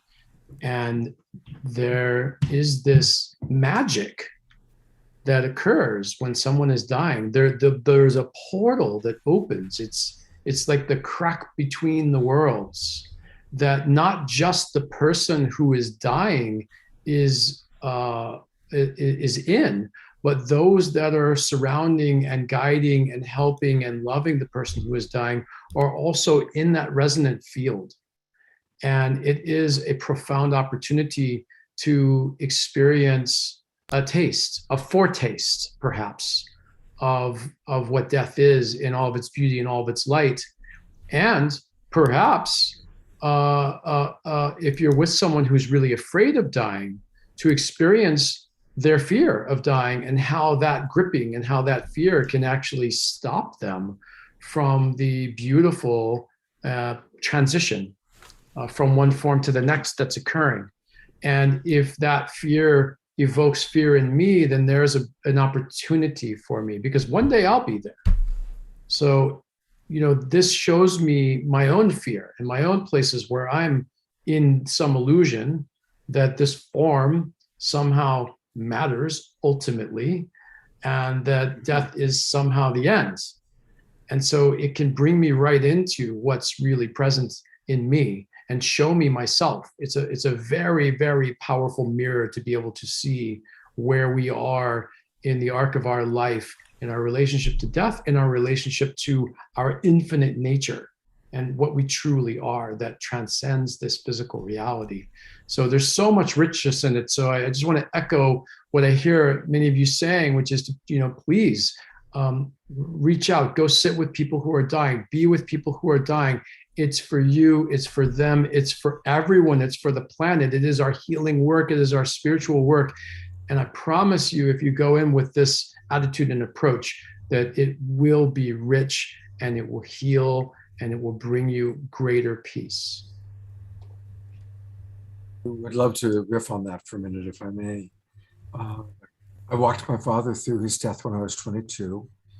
I walked my mother through her death, lived with her in hospice the last 6 weeks of her life. I was with her as she passed. And of course, was with my wife as she passed in my arms, literally. So I've watched really the three most important people in my life all die. And what everybody's saying is really, really true. If we can go beyond the tragedy story, it's a beautiful experience. It's almost 10 years since my wife passed. Next month will be a 10-year anniversary. And I still miss her terribly. And her last breath was absolutely the greatest moment of my life, because I and the others in the room, there were about a dozen of us in the room when it happened, could feel her liberation. And the experience of her liberation was so beautiful. It was just awesome because I love her so much. I was so happy for her. So just riffing what everybody's saying, it's really true. It's just like it's an amazing experience to be with a baby being born. It is an amazing experience to be with somebody when they're passing. I think this is so important to realize. A lot of the fear is almost like people think it's wrong. It's the end. It's like, and so really what you're saying, and I think we've all been agreeing, is that it is a sacred rite of passage that is absolutely part of the divine design. And that the more we can consciously transition to the next state of evolution in this amazing university, in this galaxy, that I call it the school of life here on this planet. And then it's almost like unzipping a carbon unit and going to the next level of our evolution. And when we see it that way, it's profound. And to be able to live our life to the fullest so that we give our gifts and talents and, really do our mission, our purpose, what we came here to do, and to embrace life so fully, then we can also really surrender into the rite of passage. And I think we're all talking here about comforting our loved ones and friends and helping in any way that we can to make this journey, more, just more beautiful, more comfortable, and in the deep, profound unity of how we're all walking each other home. And thank you, Deborah. I just want to throw in just back to the taboo nature of death. I think it was Gandhi that said, be the change that you want to see in the world. And so that's why I have a skull on my altar, and people walk in and they're like, what's that? And I bring death up a lot, and I like to talk about it and share about it and evoke and catalyze conversation about it, because it is taboo. And we're talking about these lovely experiences that many people will never have because they're afraid. and it hasn't been talked about in their family. Their family hasn't had the attitudes and approaches that we're sharing about right here and right now. And one of the ways to heal that is to talk about death, just to share with each other our experiences, our fears. Sharing actually heals. When we share with another person what our fears are and our stories that we formed and our experiences from our early childhood, there's an emptying that occurs when we do that. It's very powerful to commune about these things together. And so this is what we're doing right now. We're all doing this together as a community, and I can feel it in me, healing layers of my own discomfort around death and hearing your stories and the beauty of these experiences. It moves me closer to it. So I hope, back to prayers from our prayer pod, I pray that people who are listening to this and watching this will be just a little more willing to lean in to death, just a little more willing to be with the discomfort that comes up inside of them around it. And that's what I would really encourage anyone who is listening, who has any discomfort that's arising out of this conversation, to really track it inside of your physical, somatic, emotional, energetic body. See if you can feel where it is. Is it in your belly? Is it in your heart? Is it in your throat? You don't have to know what it is or why it's there. In fact, all that story is actually not as important. It's just kind of growing out of the somatic stored wound of separation that is inside of you. And if you just feel that and love that and be with that, you may have memories, you may have things arise, but it will heal it. It will heal your separation from death. And that will change your life and bring you a deep inner peace, because you will know that you are actually what death truly is, which is the end of identity, the temporary egoic state of our identity, of who we think we are, which is not truly who we are. We are emptiness. We are the vastness of all that is. We are awareness itself. And that doesn't come and go. And its thoughts grow out of it and fall back into it, but it's not that. It's much greater. And there's a deep peace in realizing that. And right in the fear or the discomfort that you may have about death is that very peace that's just crusted over with conditioning and fears.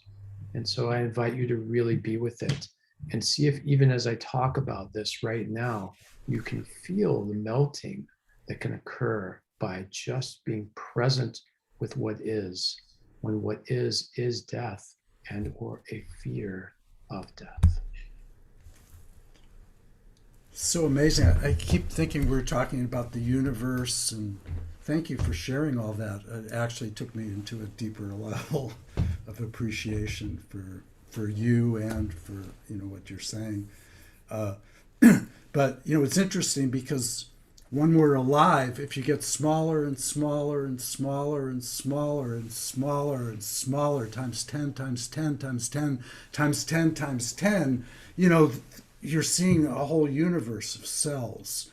Everywhere you're seeing protons that are like suns. They say God's inside of you. Yeah, God's inside of us. And when we die, all that activity stops. There's no more cellular activity. There's no more within this body, right? It's kind of fascinating because they say that, matter, it's not even real. We're not even real. We're actually cells that are vibrating at such a high frequency that it becomes matter. It's so fast it becomes matter. So it's an illusion. It's an illusion that we're here, so you can all relax. I'm going to play a little video for you that Jan. Jay, before you throw that video on, can I interrupt and just say, Please. I'm so sorry, but I have to go. Okay. The show's a little later than I anticipated, and I've got to be somewhere, but I've thoroughly enjoyed being here. Thank you so much for having me. And what a rich, beautiful discussion and contribution that all of you made. I feel really blessed by it. Thank you, Magic. Love you much, brother. Yeah, I love you, brother. Love you all. Blessings to you all. Yes. And we're going to talk more about taboos in the future, because that's what keeps us bound. That's what keeps us stuck, is all the stuff that we're ashamed of. And I just, I'm not an expert or scholar in that. I just know that that light touch helped me to feel better about myself. And whatever works, if you've tried everything and it doesn't really work, come invoke with us. We all invoke for each other. I'd like to see hundreds of people all invoking at the same time for miracles, for wellness, to vanquish fear. Fear is just, it's just love that never got addressed. It's those places where the door got shut and we're chained to a wall and we're living in darkness, and maybe we even died. That's what the fear is. It's that vast separation from our God self. So it made us ashamed.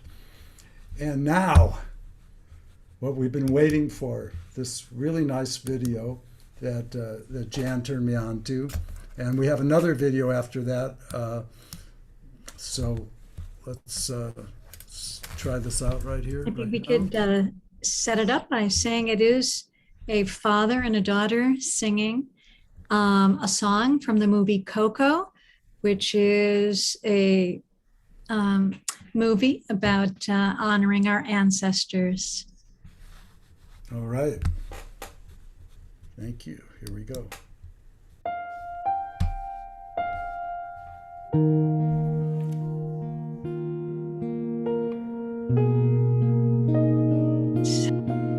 Remember me, though I have to say goodbye. Remember me, don't let it make you cry. Well, we're going to play it anyway. For even if I'm far away, I hold you in my heart. I sing a secret song to you each night we are apart. Remember me, though I have to travel far. Remember me, each time you hear a sad guitar. Know that I'm with you, the only way that I can be, until you're in my arms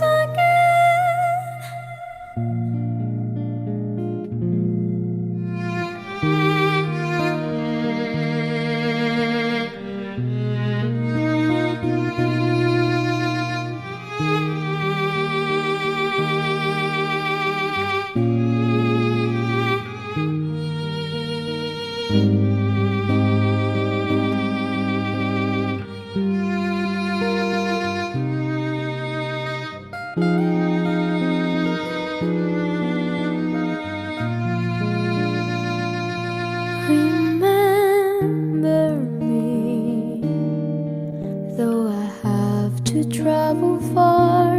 Remember me, each time you hear a sad guitar.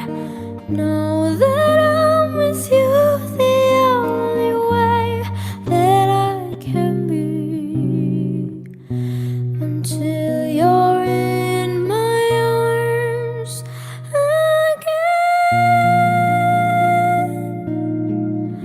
Remember me.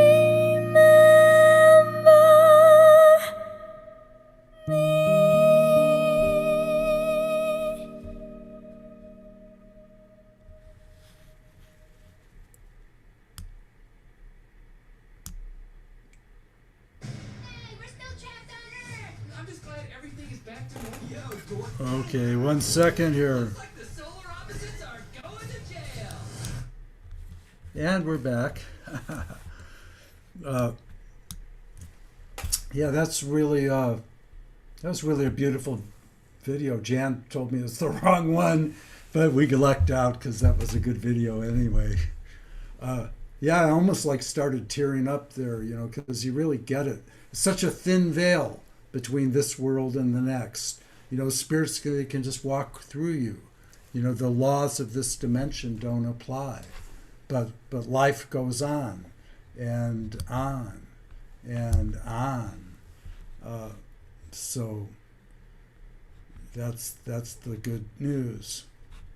I'll let Deborah talk for a second as I set up this other video. See if I can find the video that Jan was talking about. That was such a gift. That was such a gift because, you know, I talked about guiding my parents into the light very proactively, very sacredly. And I feel like there are times when I'm just really communicating with them. I've allowed myself the comfort of speaking to them, you know, and at first it was almost like, you know, really, where did they go? And, you know, I wasn't sure. And I had always felt like I could communicate with them after they passed.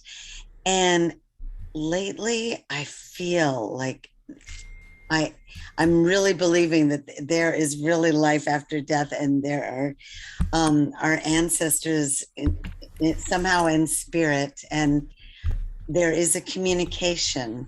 And then I read this amazing article today that when a woman is pregnant, the cells of the baby are going between her body and into the baby and into her body and into the baby, where our cells, you know, continue through generations and generations. And just on that level, there's a synchronicity and an affinity and, you know, a cellular DNA connection.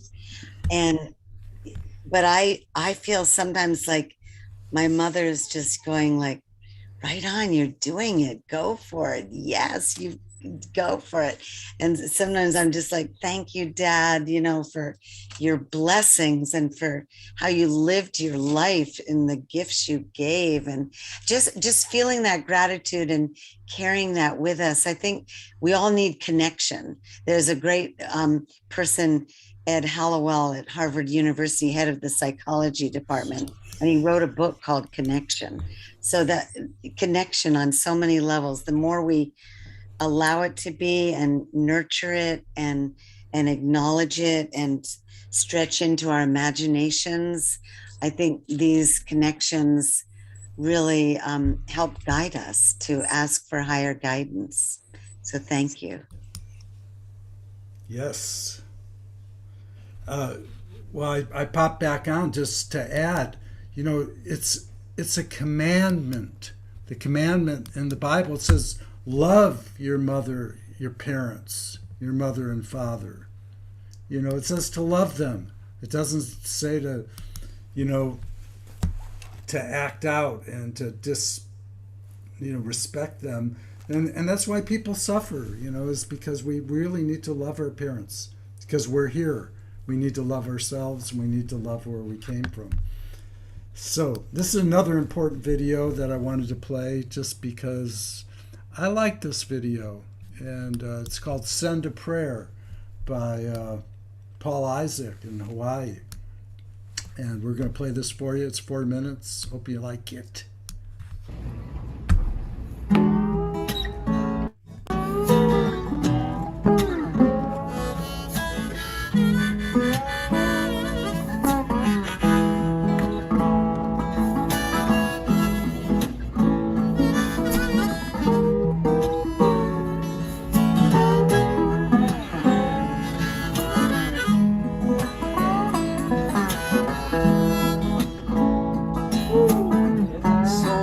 Happening, no words can describe how I feel inside. No matter faith or religion, no matter what you believe in, we all need this bread. We all need this bread. No matter race or color, it's time we help one another. We all need this bread. We all need this bread. That's right. So send it far and wide. Let them know that love is still alive. We all need this prayer. We all need this prayer. Here we go. Love is alive. Trust this love inside. Send a prayer. Everyone who needs it. Anytime. All right. Only love can breathe it. Send a prayer to everyone who needs it. Love is alive. Trust this love inside. Send a prayer. Everyone who needs it. Anytime. Only love can breathe it. Send a prayer to everyone who needs it. Love is alive. Trust this love inside.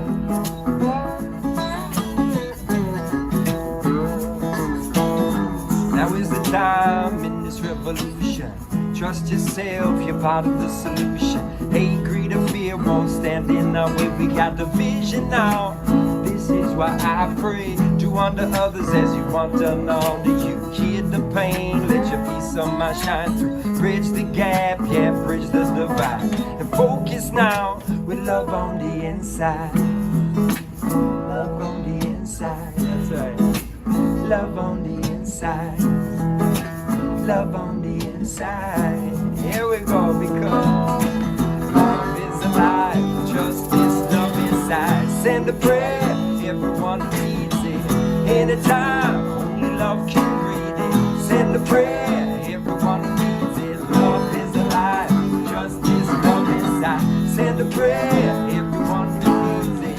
Anytime, only love can breathe it. Send a prayer, everyone needs it. Love is alive. Trust this love inside.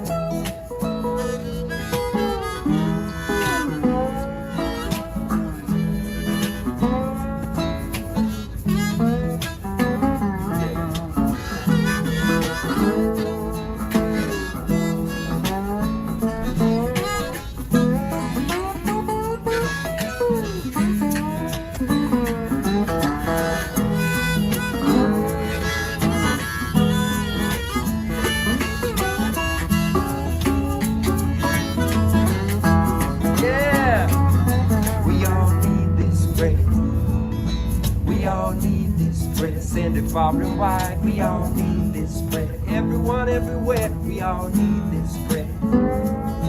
We all need this prayer. We all need this prayer. We all need this prayer. Send it out now. We all need this prayer.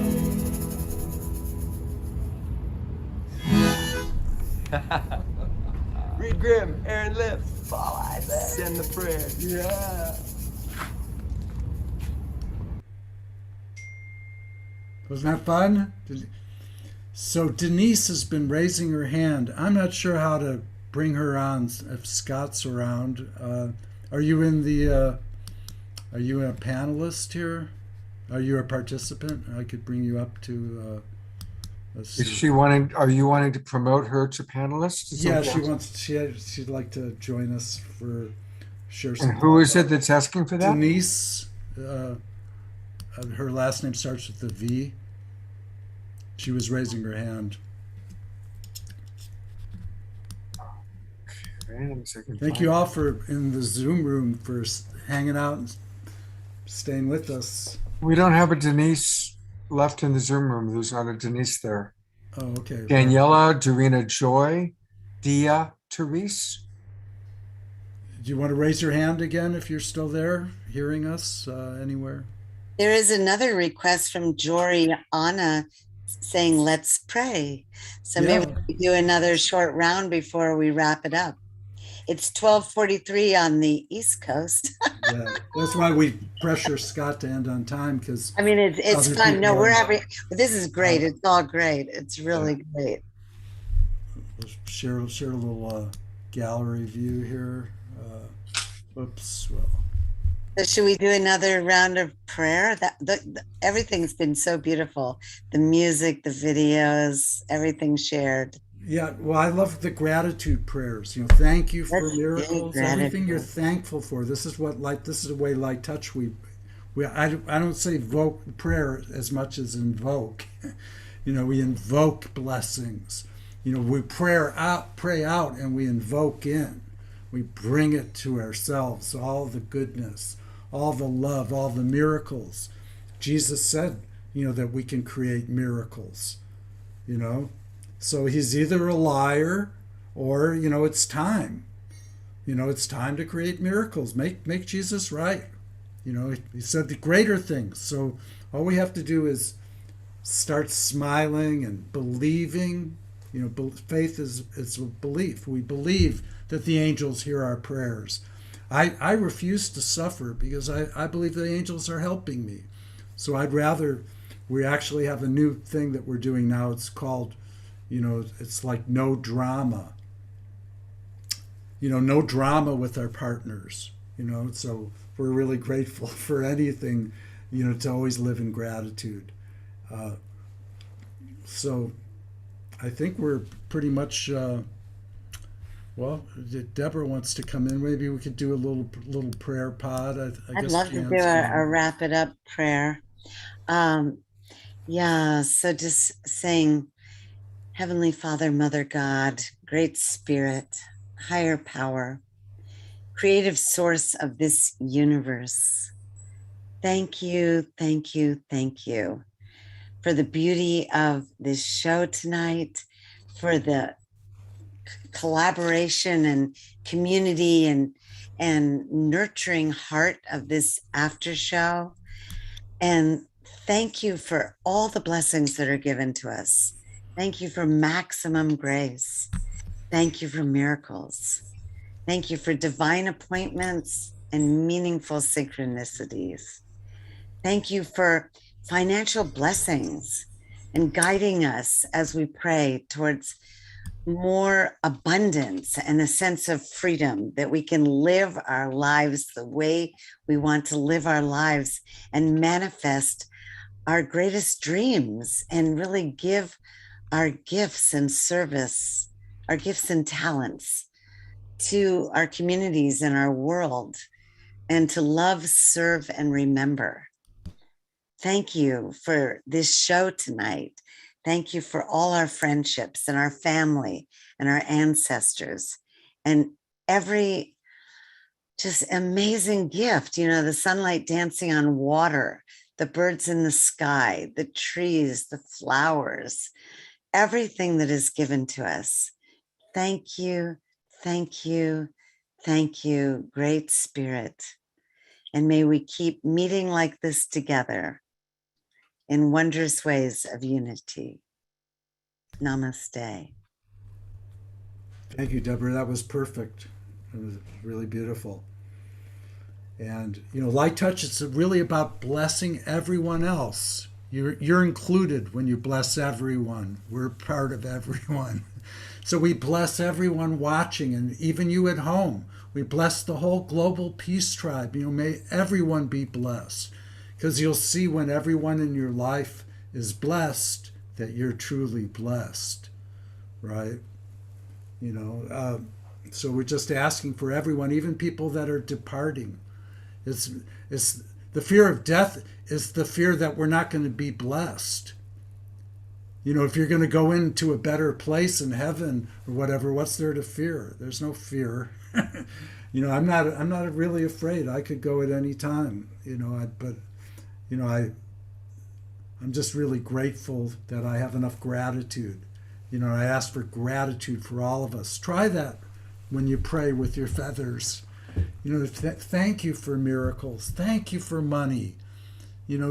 Try your first touches instead of foreplay for sex, right? Do light touch and invoke miracles.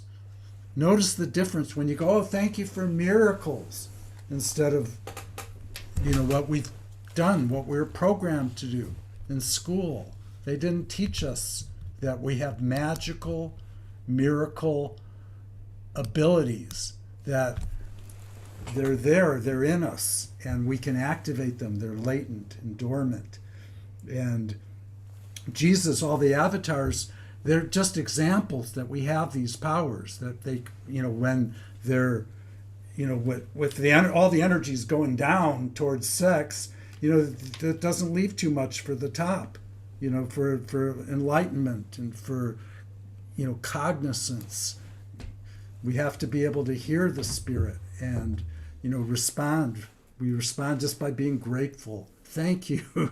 Thank you. I'm so thankful, to have the show and to have Scott Katamas have a show so we could have a show.